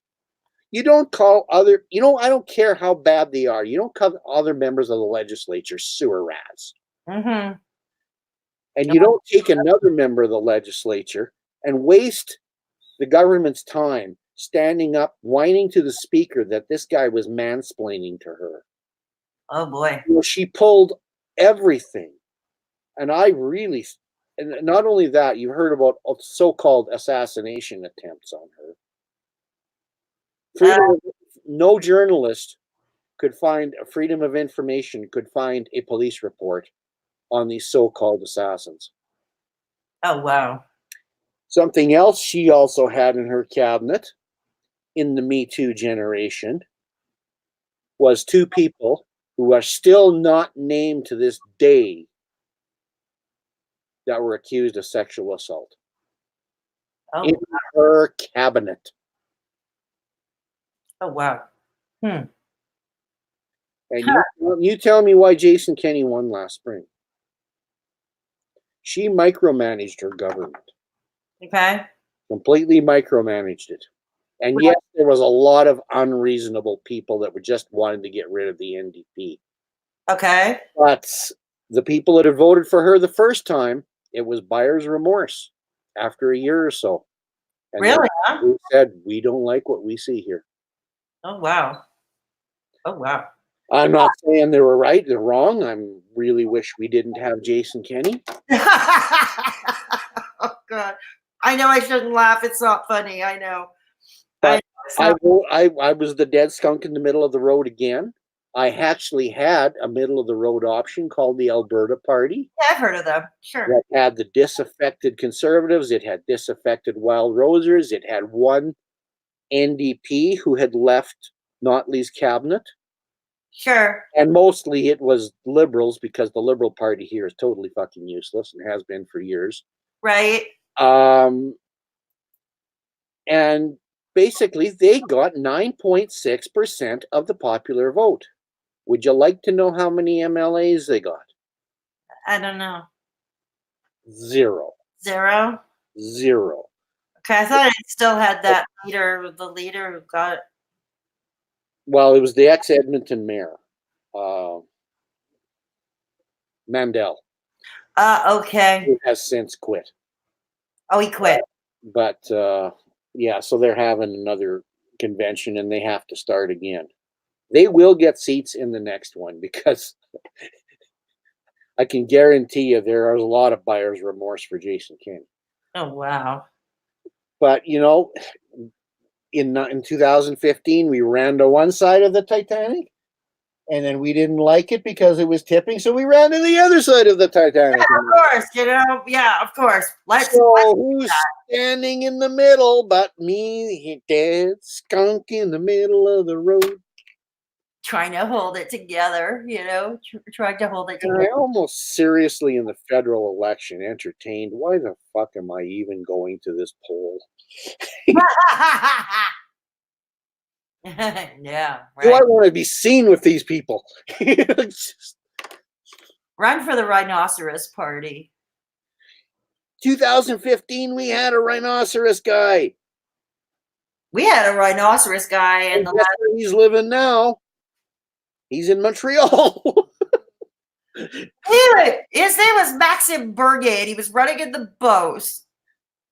This guy's name was Solly. And anyway, he's trying to be a comedian, you know, so he decided to go to Montreal, you know, for the home of Just for Laughs, to try Of course. to live his dream. He was a drama student in the University of Lethbridge. Solly Krieger is his name. I don't know. Eli Krieger. Oh, you probably never hear of him. No, I don't know him as a politician or as a comedian. I'm on a Facebook friend with him, and he showed up at a protest in Montreal, and I think one of the climate protests. Possibly. He had a sign there that says, "Please don't eat meat." And I went, Solly? Solly! You're from Lethbridge, damn it! Wow. No, I never forgot in the Beauce, in the last federal election, in the Beauce, two Maxim Berniers, one for the Rhinoceros Party, and of course, the Maxim Bernier himself. You know how many? There's one we dodged. There were people in the Beauce who were confused. There was confusion at the polls. I heard. I actually heard about this. Never understand that. You know, you run a campaign for 30 days, and do you walk to this campaign without any information whatsoever? This is what just gets me. People not pay any attention, and they don't. No. They just don't. No, they don't. You're right. They don't. And it was pretty freaking weird. But yeah, this actually happened. I mean, this was the tactic to confuse the voters. It did, because you know the two Maxim Berniers on the ballot, and voters in that area were confused. Of course, Maxim Bernier lost his own seat. I think we had one of the Max Power people in our riding. I think he got like 12 votes or something. Yeah, but you know, I mean, to be this openly racist, it's not good. You know, seriously. Well, this guy, his posts were something else. It was purely he had a grudge on, you know, because he got audited, his taxes audited one time. Ah. Oh boy, well. Oh man. He was audited. It was really funny, and you got to understand Lethbridge, and you know it's a university town, so there's a bit of lefts and liberals and such. Sure. But the surrounding area is, as I said, Mormons, Dutch people who are Dutch Reformed, so you know what side of the beam they're on. Oh, yeah. And there's Mennonites, and they are definitely on the right side. So there's a Bible Belt here. Sure. And it was an interesting makeup. I think of the 6 candidates, 4 actually were women. 1 was a conservative, who was the incumbent. Mm-hmm. 2 were gay, and 1 was a trans. In Lethbridge! Wow. Lethbridge! Holy cow! That's so cool. That is so cool. That there are people, How years ago you wouldn't have done that? No, but this is cool. It shows somehow. Well, at least it showed that there's a little bit of a melting pot, for lack of a better word. Yeah, there's some progress. I mean, here in Montreal, we think nothing of that, of any of that. We think nothing of that. So it's progressive in that sense. But Montreal, but overall, not a friendly city. You go to 5th Street in Lethbridge, and there's the gay pride parades, and in 5 minutes you're out in the dairy country, and the Dutch are on Picture Butte. You come to Coaldale, you're in the Mennonite country, and then you go south of the Lethbridge district, you got all the Mormons. Oh, wow. That's, you can actually wall it off like that. Oh, wow. I'm actually half Dutch on my father's side. Well, most of the Dutch around here was after the war, and after the Canadians liberated Holland. Sure. There was nothing left of the country, so they sent their sons over here. Canada's got a good reputation. Go find a nice dairy farm. Well, where are you going to find these farms? You're going to find them in Alberta. True. Probably a lot went to Quebec too. I just don't know. Yeah, no, we do have a lot of dairy farms. Excuse me. We do have a lot of dairy farms here in La Belle Province. A lot of them. Now you're into 3 and 4 generations of that around here. That's all dairy farming, irrigation. Same thing in Quebec. Yeah, same thing in La Belle Province. The only difference is we speak more French than English. That's all. Well, but we speak a lot more Dutch than French around here. I don't speak any Dutch. You speak a lot more German than French. I don't speak any Dutch. I mean, like I said, my father was Dutch, but I never learned it. I mean, my mother was Canadian, Canadian, Irish Canadian, my mother. So we spoke English at home. If you were to block it out, I think probably the biggest language would be around here would be German. Yeah? Yeah, mostly Low German. But okay. Mennonites, Hutterites, and my mother's family was German. Okay. They were Germans from Russia, like they called the Volgadeutsch. Oh wow. Oh wow. So that was that. Wow. That was fun. Yeah. Anyways, think we're out of viewers, and we've been on for over 3 hours and 15 minutes, so I'm going to cut this short. Yeah, I'm probably looking. Oh my God, it's midnight. Yeah, it's a lot later than that there. So it's 2 o'clock here. Yeah, I'm going to cut this short. I want to thank you for hopping on with me. This was a lot of fun. Well, I always wanted to do this, and this is a good way to chat. Yeah, exactly. I thought so. This was fun. I hope you come back on again with me. I hope you come back on with me. Maybe we'll talk about something. I mean, surely we're going to. This is probably the one and only time we talked about Paris Hilton and her cooking skills. Unless she tries to take another stupid skill that I can react to. Yeah, but I hope you do come back on. Exactly, and don't call me Shirley. And don't call me Shirley. Yeah, from Airplane. Yeah. So, anyways, an Albertan. Yeah.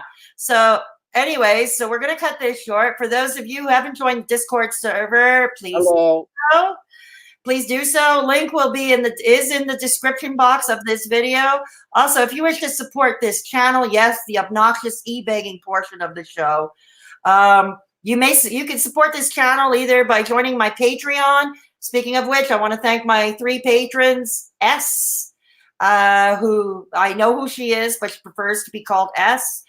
and Kay from Journey to Find Kay, and Kim Liepert, my 3 patrons. I want to thank them. So check out my Patreon. Link is in the description box to that. Or if you wish to do a one-time PayPal, link is also in the description box. So I hope to see you all in my Discord. I hope to see you all in my next stream. Maybe I'll go back on tomorrow with a more serious topic. I have other topics coming up. Those who are my patrons, I will have a Patreon video for you by Tuesday. Don't worry. Don't worry. It's coming up on Tuesday. Don't or we'll have to do a Sarah McLachlan thing here. What's that? Look at these sad eyes. Come on, do your sad eyes. Sad eyes. Take your glasses off and give them the sad eyes. I can't do it. Don't you want these people to be able to do the work that they want them to do? I can't do that. For the price of a cup of coffee a day, you could have a cup of coffee every day. Yeah. So that's that. So all right, that's enough of that. So anyways, thank you, Gord, for coming on. Thank you, Lily, for coming on. We'll try and Lily. hard for you. Thank you to Ray Phoenix once again, because without her, we would not have a Discord server. And again, link is in the description box. If you haven't already joined, come meet an awesome group of people. And I don't get out of here. Come back on tomorrow, maybe not, but definitely Monday. I still have to get that Patreon content up by Tuesday.